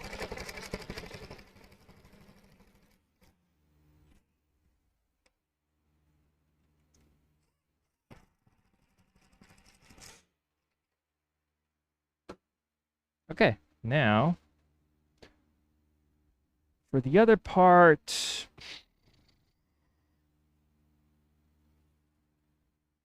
how to do this? Probably have to put it like that. problem would be, oh, I could put it on the sides like this. Hold on, let me just move a couple of things. We'll put it front down like that. Make sure it has some space to rest in onto, and then we can screw it on like that. And yes, it is visible. Okay, we can back these up a little bit now, because they do be pointing out, pointy bits out. It could ruin the alignment. Oh, let's grab the other piece here, and we have our screw holes for the bottoms. No, we do not anymore. I identified this. Where's the one? Oh, the one is not on here. Didn't I put the one on? No, I did not. Huh. So which one was the bottom? This is the bottom. Ah, this bottom looks really bad. Shoot.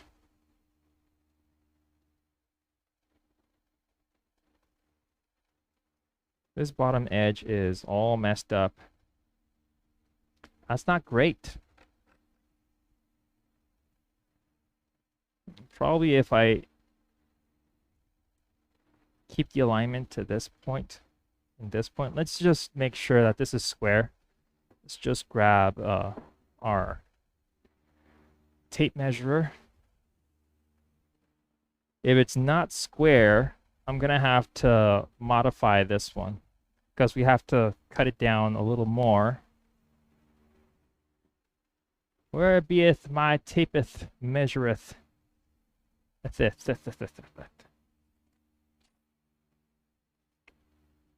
Oh, no, I can't find it. Of course not. Ah. Come on. There we go. Here we are. Okay. So the way you can figure out whether or not this is square, if you measure from end to end.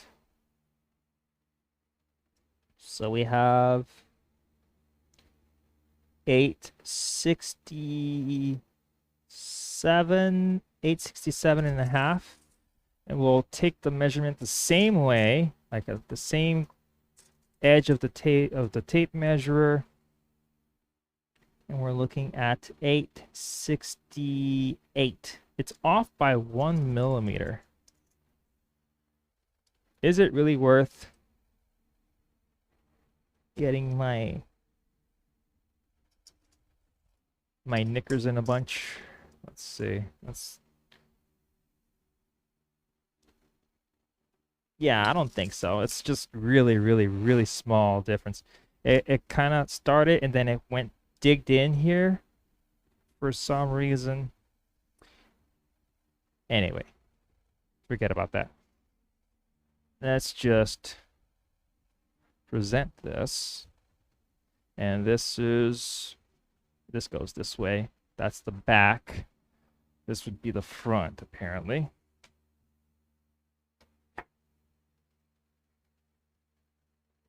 I could actually move this out like that a little bit and put the clamp on the bottom. Make sure this stays square to each other. Ah.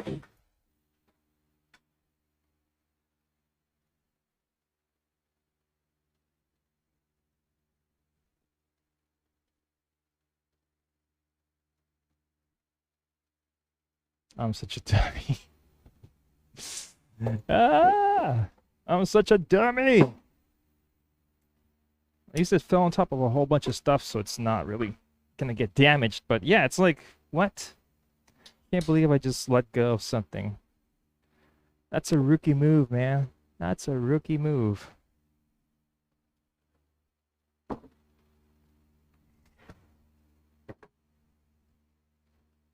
That was the dumbest thing I've done. Hold on. Because there is a screw hole here and here, which means no, that's the top. So this goes like that. So these are actually the pocket holes. Guessing. No, it's not the pocket holes. What's this hole for? Whatever.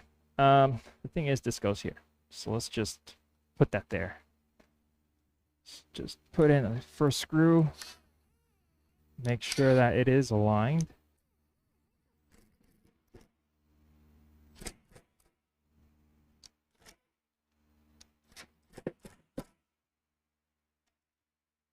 Could screw these as well.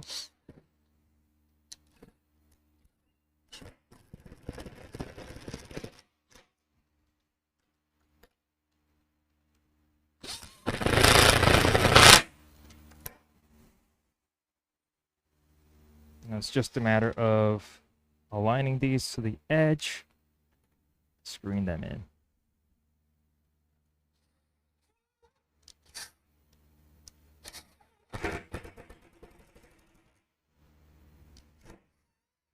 Let's do it from the top to bottom.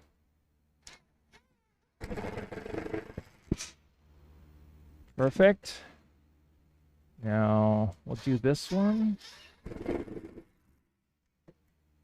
we go. Now here,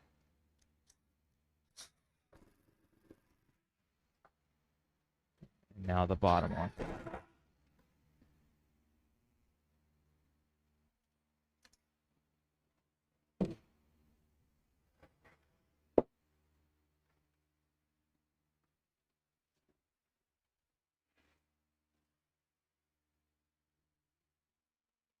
Oh, top brackets.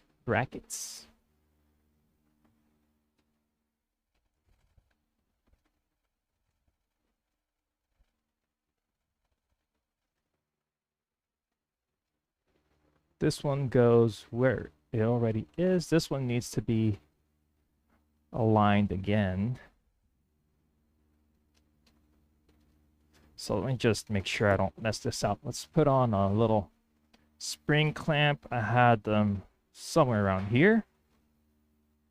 Yep, it's the only spring clamp I have. So I'll put this here as a stop for this. Just hold it in place like that. Helps with carrying things.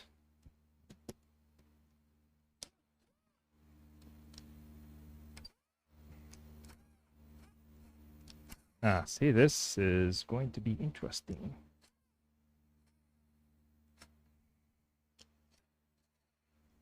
Yep. I could flip it.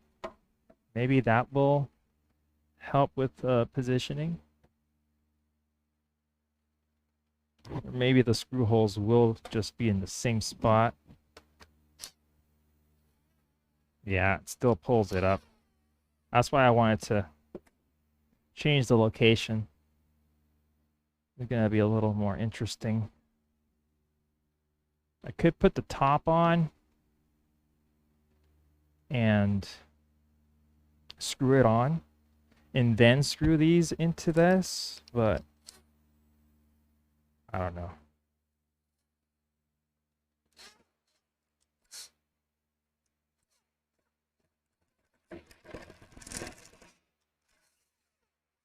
This is not going well. Okay.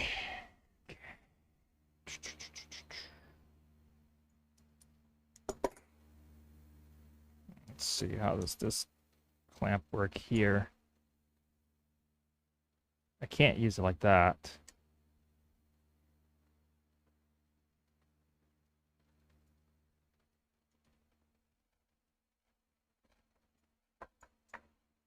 Nope.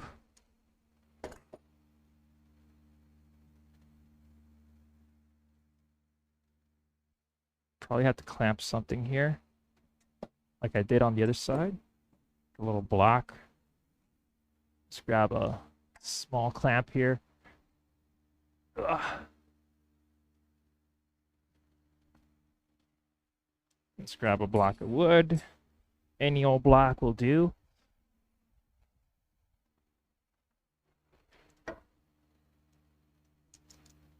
Just to help with holding it in place.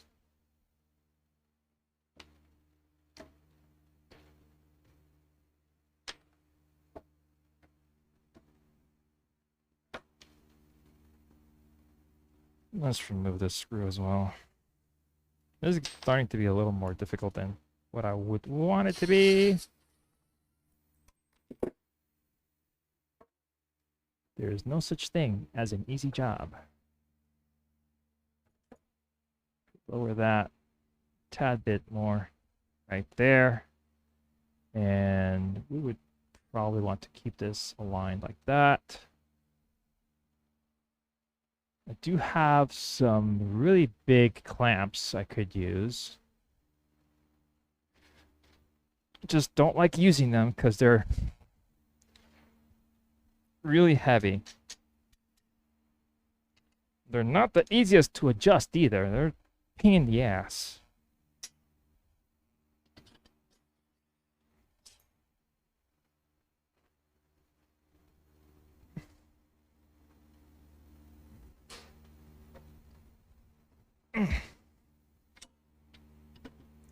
They don't go all the way.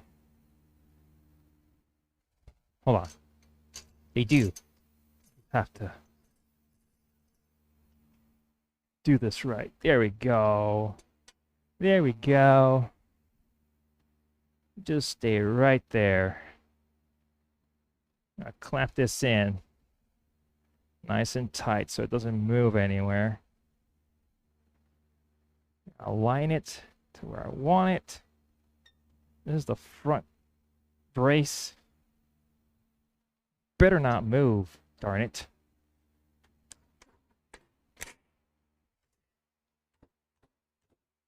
It won't move. That one doesn't want to move, that's for sure. Okay.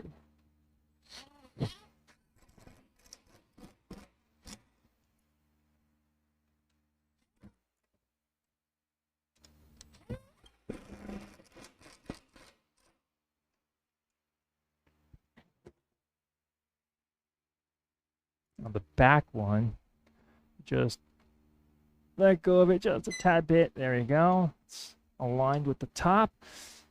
Just cinch that in there. Aligned on the front as well. We're good there. Let's just screw it in real quick.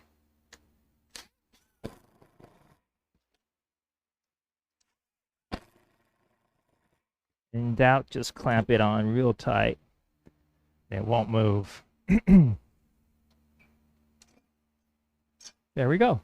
Now the back one, and then we screw on the feet and the top, and we should be good.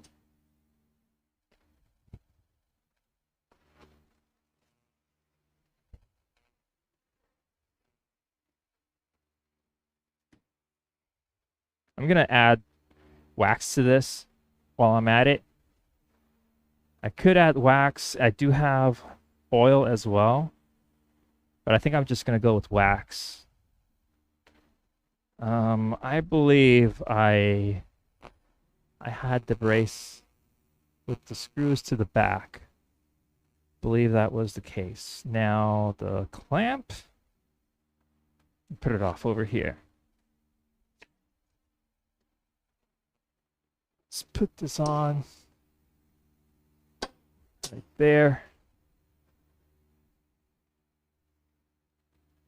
Hold it in place.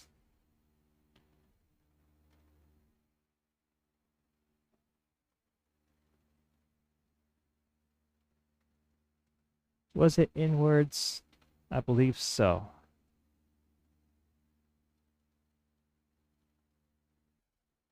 That's in position. That is also in position right there. Now we squeeze.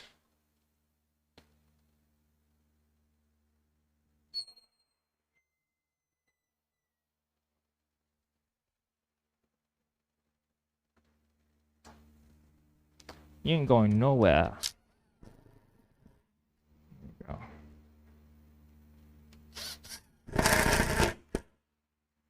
So that's what I wanted first time around. Have nice fresh hold to work with. Oh, you're not in position. What are you doing out of position? I did not tell you to move. Is this already screwing in? That's the case. No, back.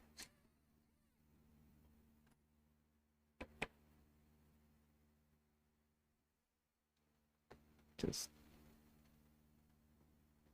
align that so that the top is very flat. There we go. Now, squeeze again, because apparently it wasn't tight enough. Moved on us. Okay.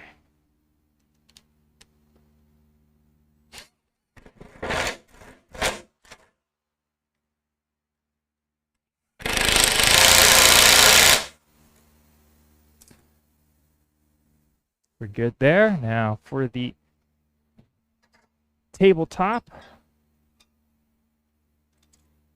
I need a whole bunch of more clamps. These in particular, I probably need like 3 more. 3 to 4 more. And the place where I bought them, I don't know if they're still in business, actually. I would have to go and pay them a visit, see if they have more of these available.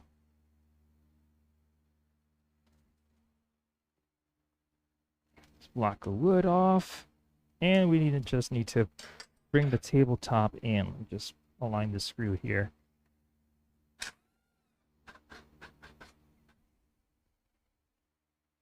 Let's just get these kind of just the pointy bits out so we can align the 4 corners.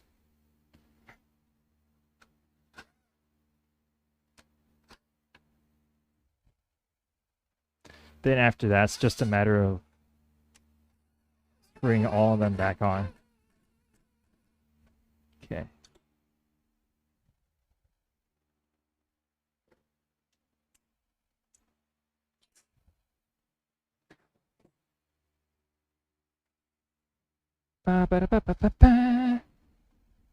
So this cabinet has to be the same size eventually, not now, but eventually. We'll lower it down. And the workbench as well. So with this, I kind of have an idea of how big the workbench is going to be. It's not going to be that... Actually, I have to put on the feet. Let's put on the leveling feet first. Oops, see that. Hey. Hello, how's it going? Welcome in.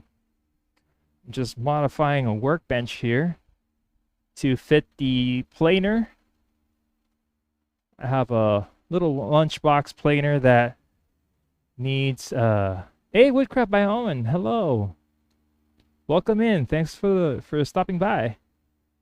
I don't know. I should definitely get like speech chat to read out the welcoming message. That way I know if somebody that I know is actually coming in. Say hi. Let's see here. We have I believe that's just a setting I could change here real quick. Announcements. No, that's not it. Control panel. Voice. How you doing, man? Welcome in. Chat. So, Woodcraft by Owen has the same mic system, and I just heard it from his channel. And I said, "Oh God, I need that.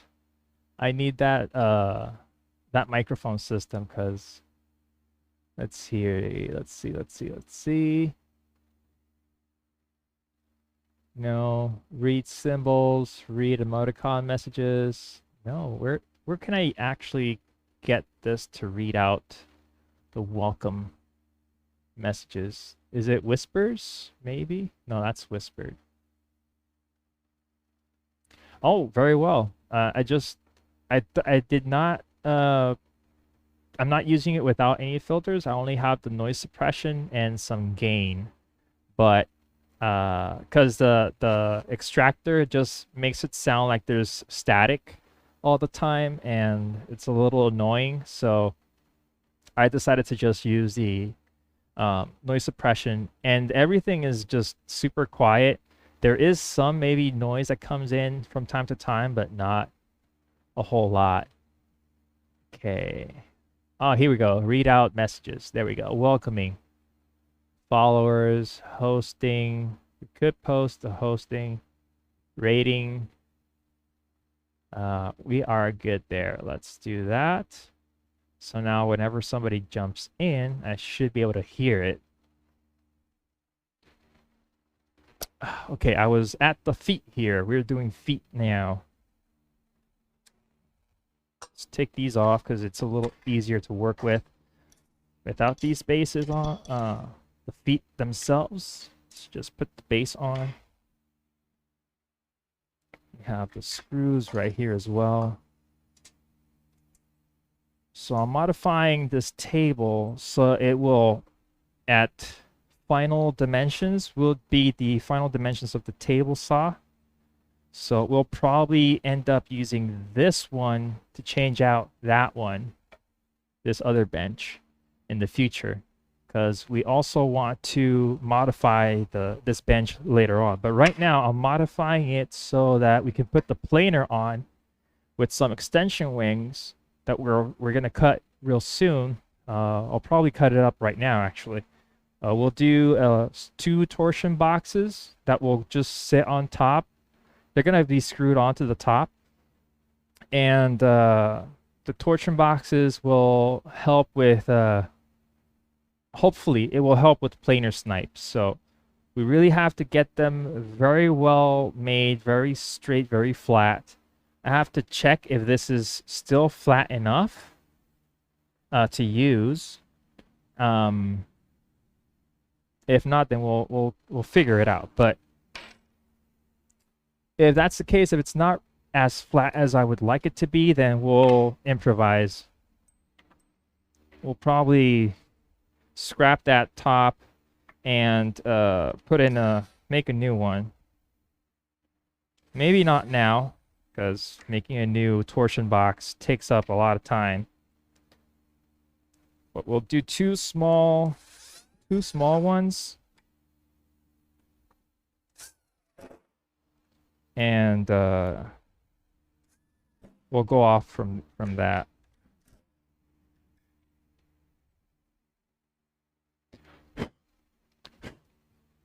But I love this microphone. It's made my streams a lot better.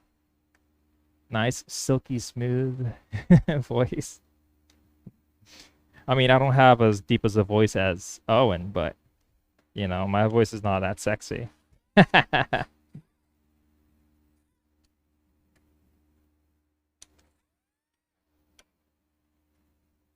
Yeah, they do.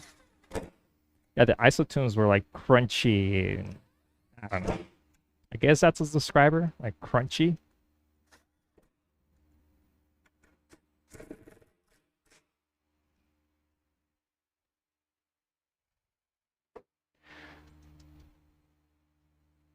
Ah!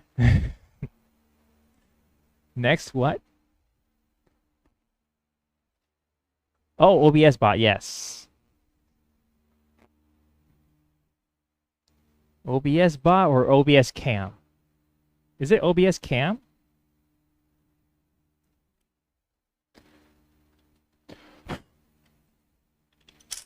Hello there, welcome in. See, now I can hear when people come in. Oh, bot, it's called bot? OBS bot. That's the camera, right? I have to save up a couple of bucks for that, though.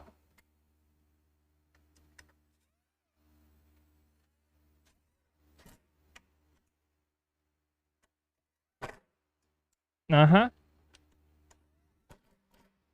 That's the one that you're using.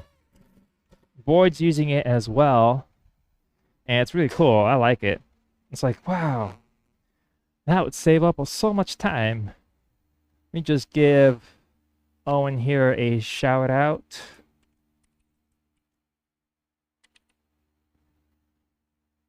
Shenanigans as well. Yes, yes, he does. So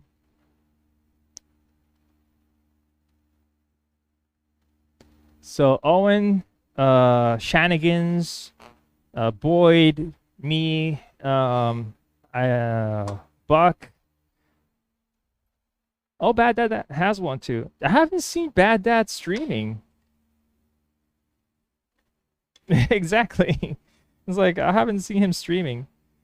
So me, Woodcraft by Owen, Shenanigans Boyd, and others are part of the Craftsman's Guild. So if you are interested in joining our Discord, we could put that up there for you guys. We have, hold on,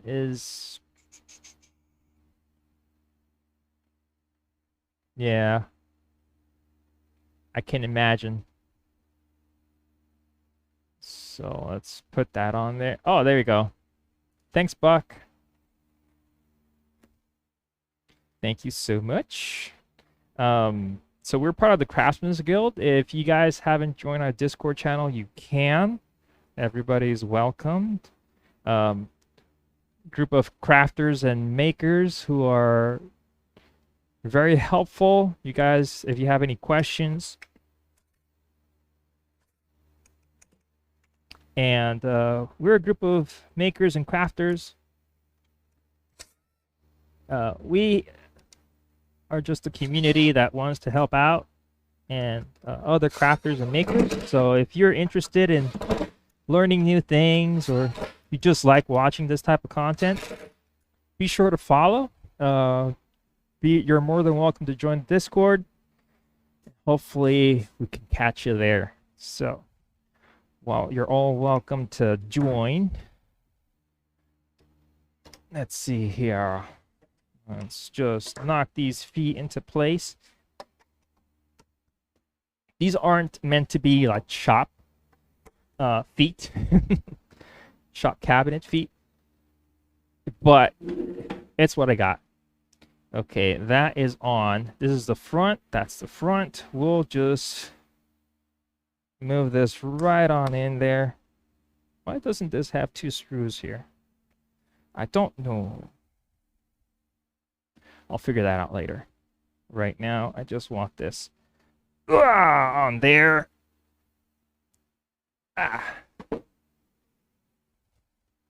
MDF can be heavy. Oh, shoot.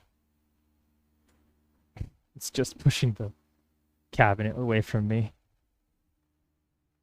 Ow! Ouchies.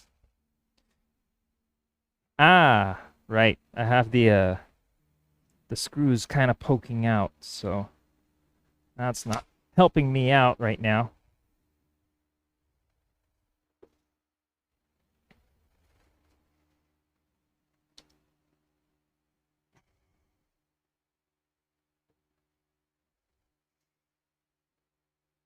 Let's see if I can find the old screw hole.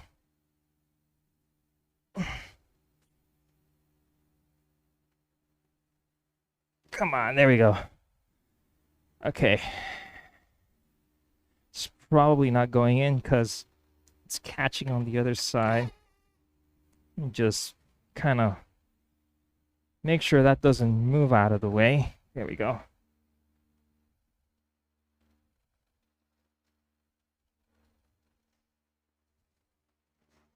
Let's just make sure that this is actually falling into place. Yep, there we go. Doesn't really screw in all that much, actually. This torsion box, it does need an upgrade. It's not the best construction. I did make this with my other table saw, so there is that.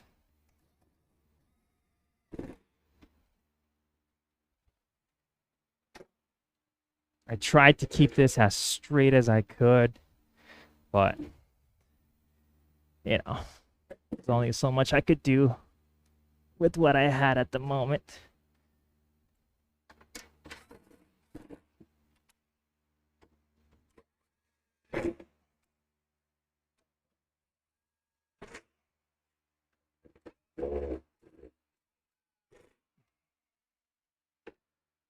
So eventually we will make another torsion box for this.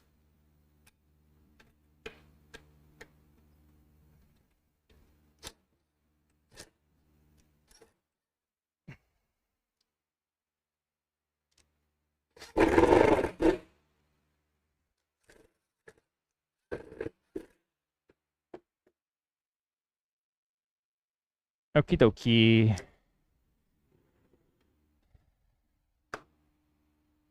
There's a new work surface. Yay! Still a little wobbly, but that is a fixable thing later on. Right now, I just want to put the planer onto this.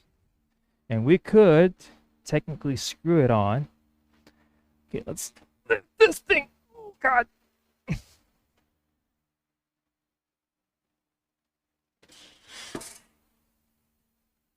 Oh.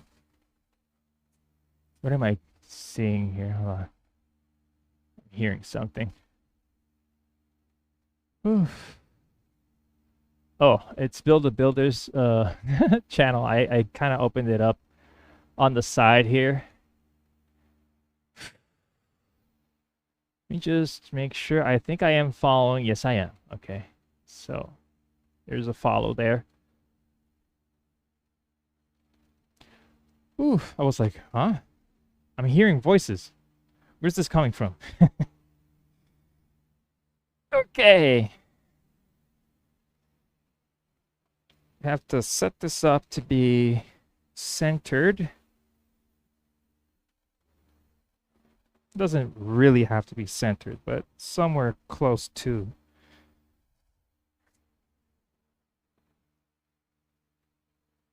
And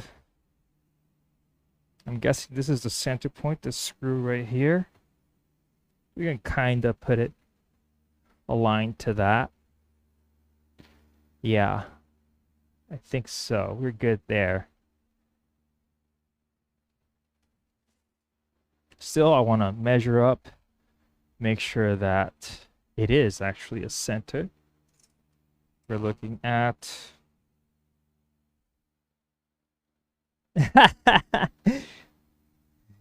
451. No, it's just that I opened up your channel and it just started talking. All of a sudden, I left it open and it was like starting soon sign, and it just auto played. Okay, we're looking at 440 here. Let's look over here. Here we have, oh, close to 440, so that's pretty good. We could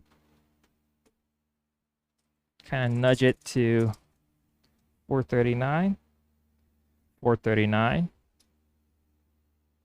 440. So again, we can kind of nudge it into place, 439. 441. Okay, something is a little off here. This is not a perfect bench, like I said. There is some discrepancies, so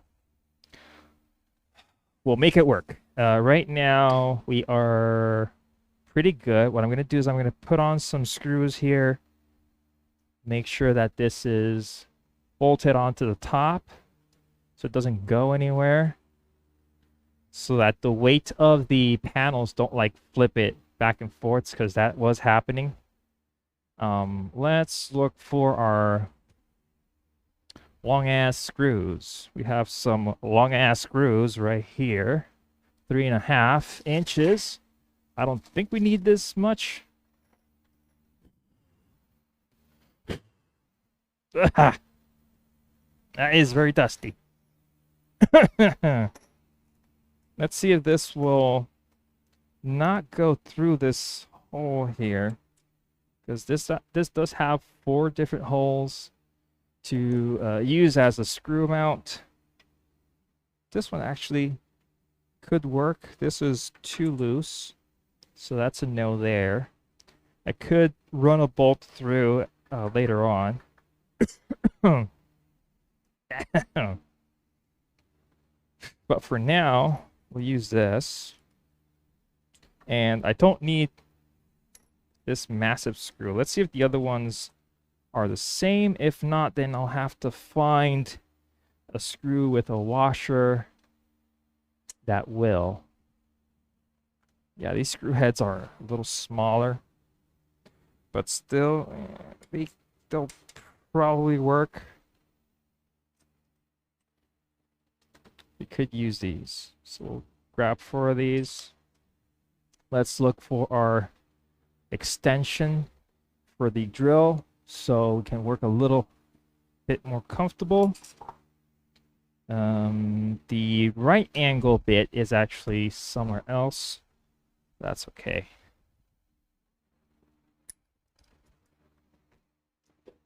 When you're in a tight corner, it's best to have good attachment to work with, so you can actually put the screws in straight down.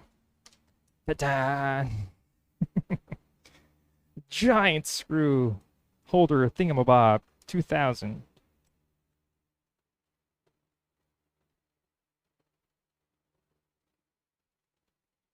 Just make sure it's as centered as I can possibly get it right now. I believe that's good enough right there.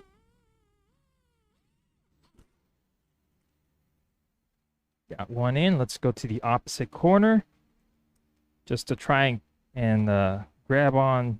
I mean, keep the alignment. I have to take this off. There's a hex screw.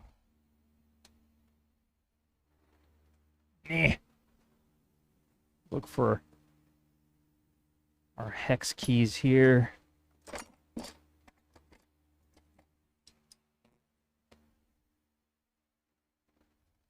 See if we can find one real quick here. There we go.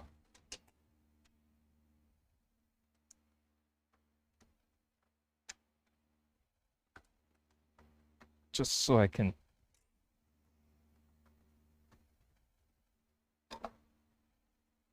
Oh, great. No, I can't access the screw.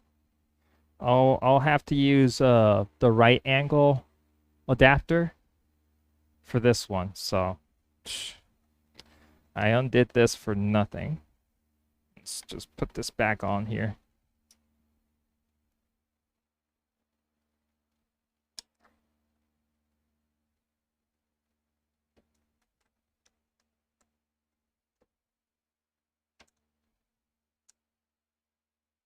Huh.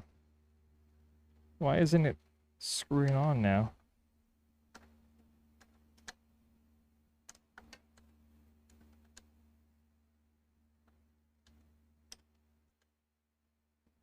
There we go.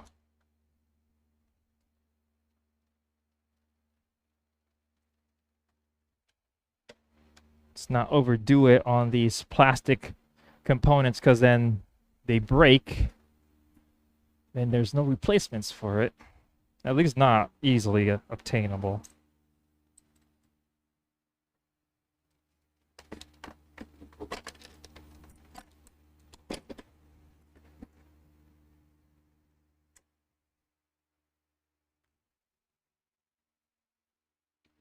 Okay, we'll just start.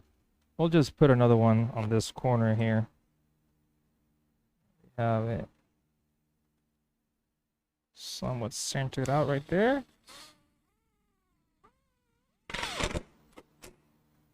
Go, not pull it too much, because then the fibers will just blow out.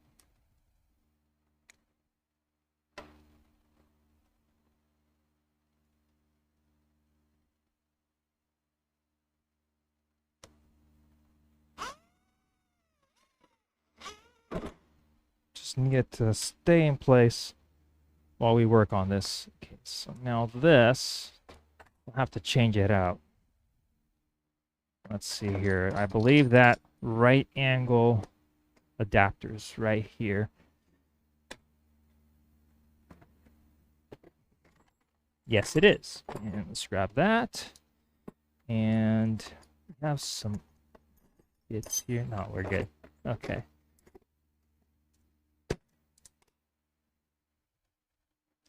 And we need the bit for this particularly.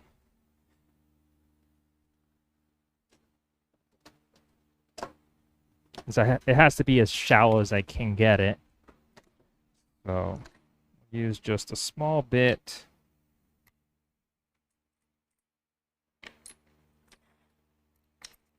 Here we go.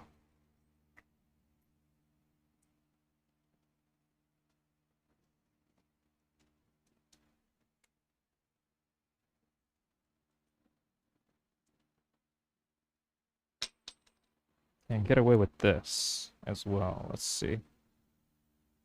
Because if I can, golden. Yes, I can. Yay! Okay. Just lock this in. And position this relatively centered. Because there's only so much I can actually do with these, like, I hate these, like, thick plates that are just empty. It's hollow on the bottom. You have a big plate and the hole's like in the center, and there's no like guide all the way down. So there's no real way to find the screw hole position, because then the sides are not straight. They could be splayed out a little bit. It's like, whatever. Yeah, just gripes I always have with these cheap tools. It's like, oh, you can bolt it down. I'm like, oh, cool. Can I have very good precision on it? No. Like, okay.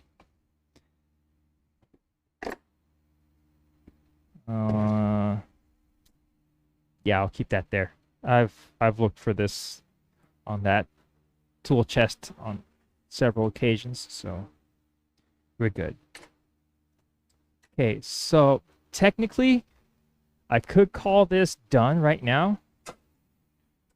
This would be the input, that would be the output. I have this thing here. Could try and get this to be better, because right now it's not positioned correctly. It does have a little flex here, but I put this little piece of PVC here to actually act as a stop. So I'll remove this, flip it around so we can screw it on properly. This side over here is either a little humid or something, because the drawer is not closing properly. So that is usually a sign of high humidity, because then at night when I go to open or close the drawer, it doesn't close very well because it's a little more tight than it used to be. So I drilled these two holes onto the wing. There is a burr here on the back. I could probably get that off. Let's see if we can file that off relatively easily. That would not be the one, would be this one. Let's see if I can actually get there with this. I can't.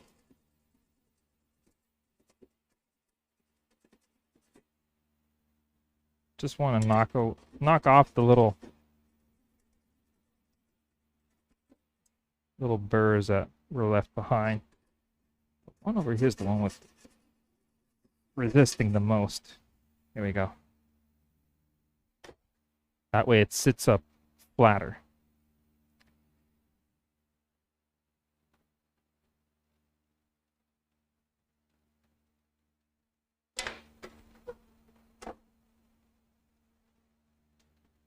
So supposedly, if I just leave it on top of the table like that and screw it on, it should sit flat. Why is it not sitting flat anyway?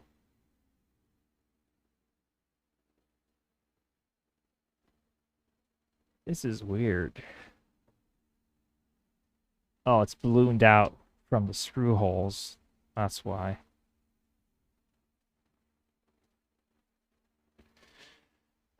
Okay. Um,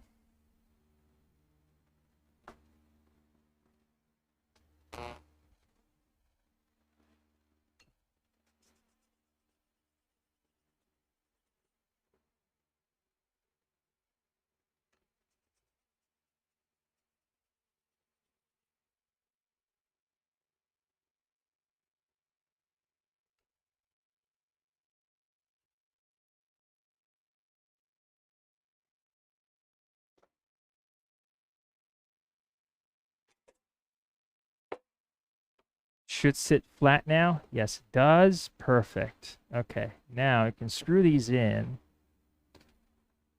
2 screws. I should try not to move the table.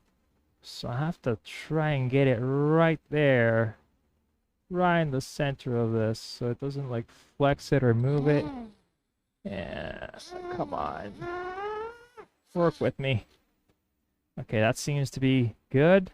Now, the other one. Can't move the table itself, the wing.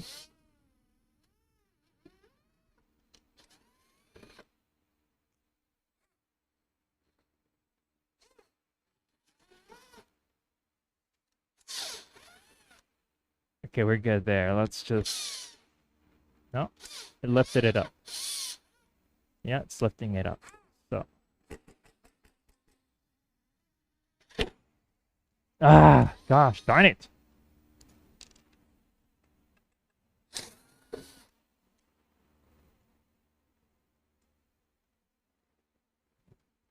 It's not one thing, it's another, right?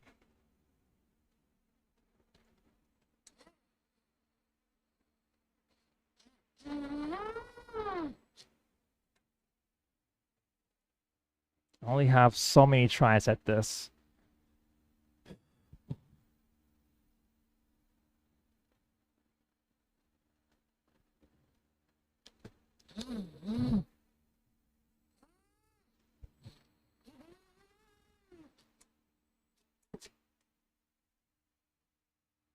So now this won't move on the input. The output is a different story. But I have been getting very little snipe on the output, if at all. I've been having 0 snipe on the output.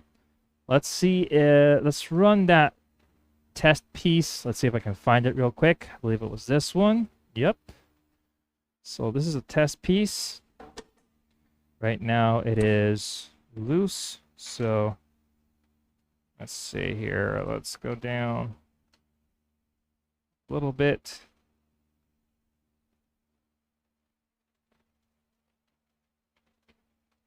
Let's go back a little bit because it is.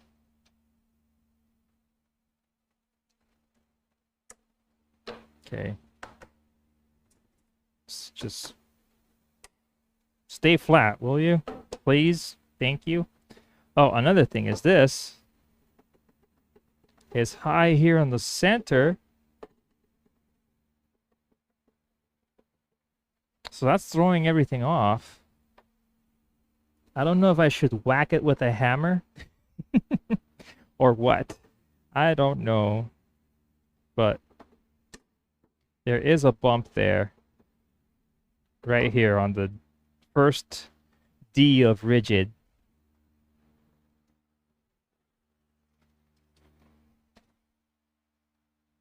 I'll probably whack it with a hammer. Let's see what happens. If anything, I am going to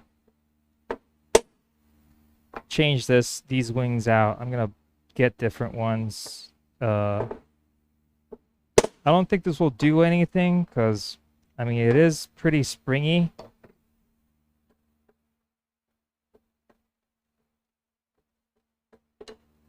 The other D as well. It's kind of getting in the way.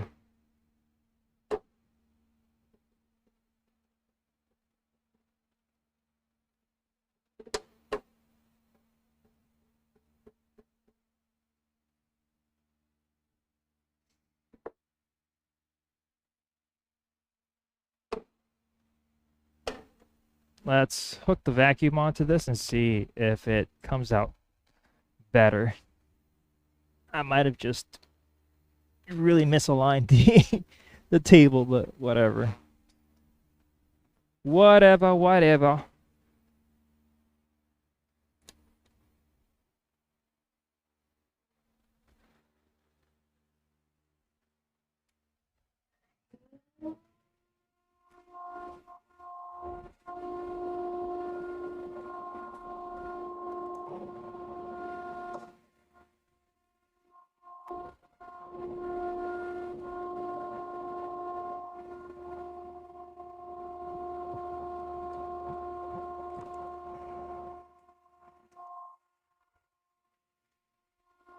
Okay, let's go.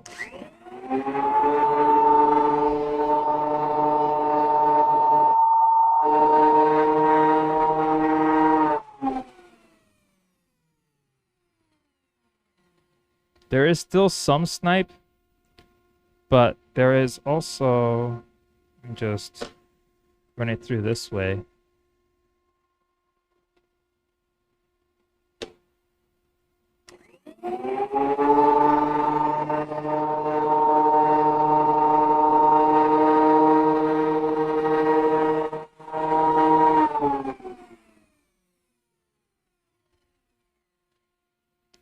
To be completely honest, it's there because it's there, but it's way less than before. It's way less than before, so that's good news actually.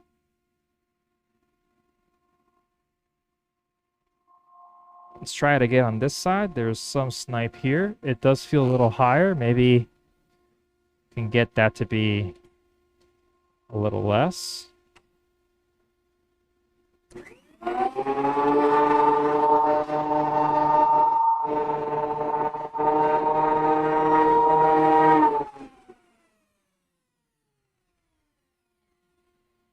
That is a lot better. That is a lot better. I'm so happy with that.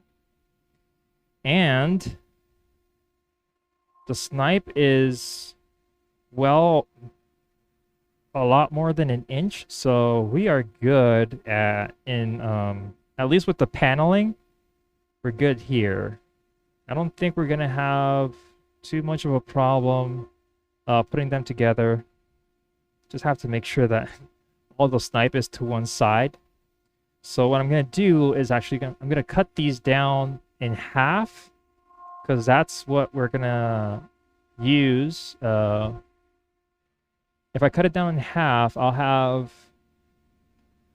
still have like 3 inches off of the ends to work with. So I'll try to keep one side as aligned as possible that doesn't have any snipe, so that the other side, we can cut it down, cut out the snipe, leave it there, and do the finishing dimensions later on.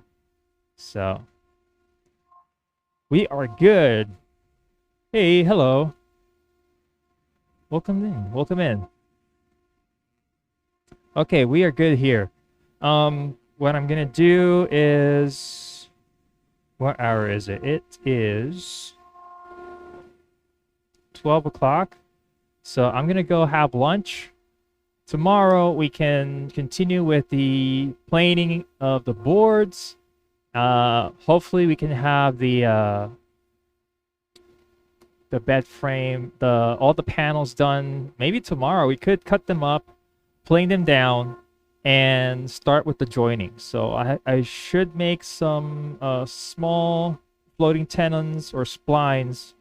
Basically, I'm gonna do some splines to do the paneling, so that at least one side is consistent with the other, and we'll go on from there. So I would like to thank you guys for being here. I appreciate it, but this is going to be the end of the stream for today. We are going to, let's see here. I would like to thank you guys for being here. We are going to raid out. Let's see who is available. We have Johnson, Build a builder. see Said. here.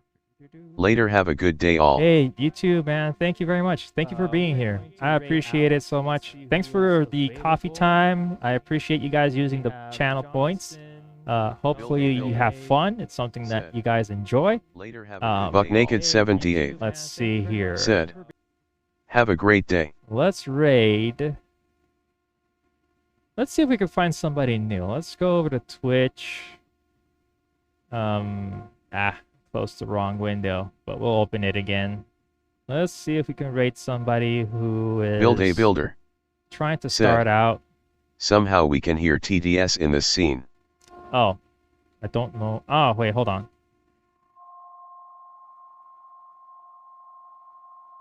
Yeah, audio output capture 2. What is this? Let me just see if I can, yeah, default. This is, I can shut that up. Maybe now, desktop audio, browser source. Anyway, I'll figure that one out. For some reason, the TTS is coming through here. Okay, but again, let's go over to Makers and Crafters. We have, let's see what we got here. We have leather making, knitting. There's a lot of knitting.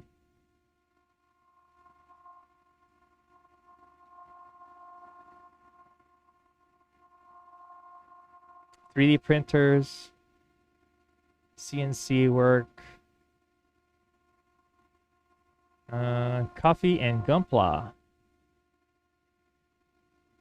Let's see, anything woodworking related. There are some woodworking stuff, but they're like in a different language, so... Actually, sorry, this is cosplay stuff, apparently. Somebody's doing resin pour, but it's in German. Shop stream, new project, new molds, engraving. This is pyrography, Legos. Let's see, what else? What else?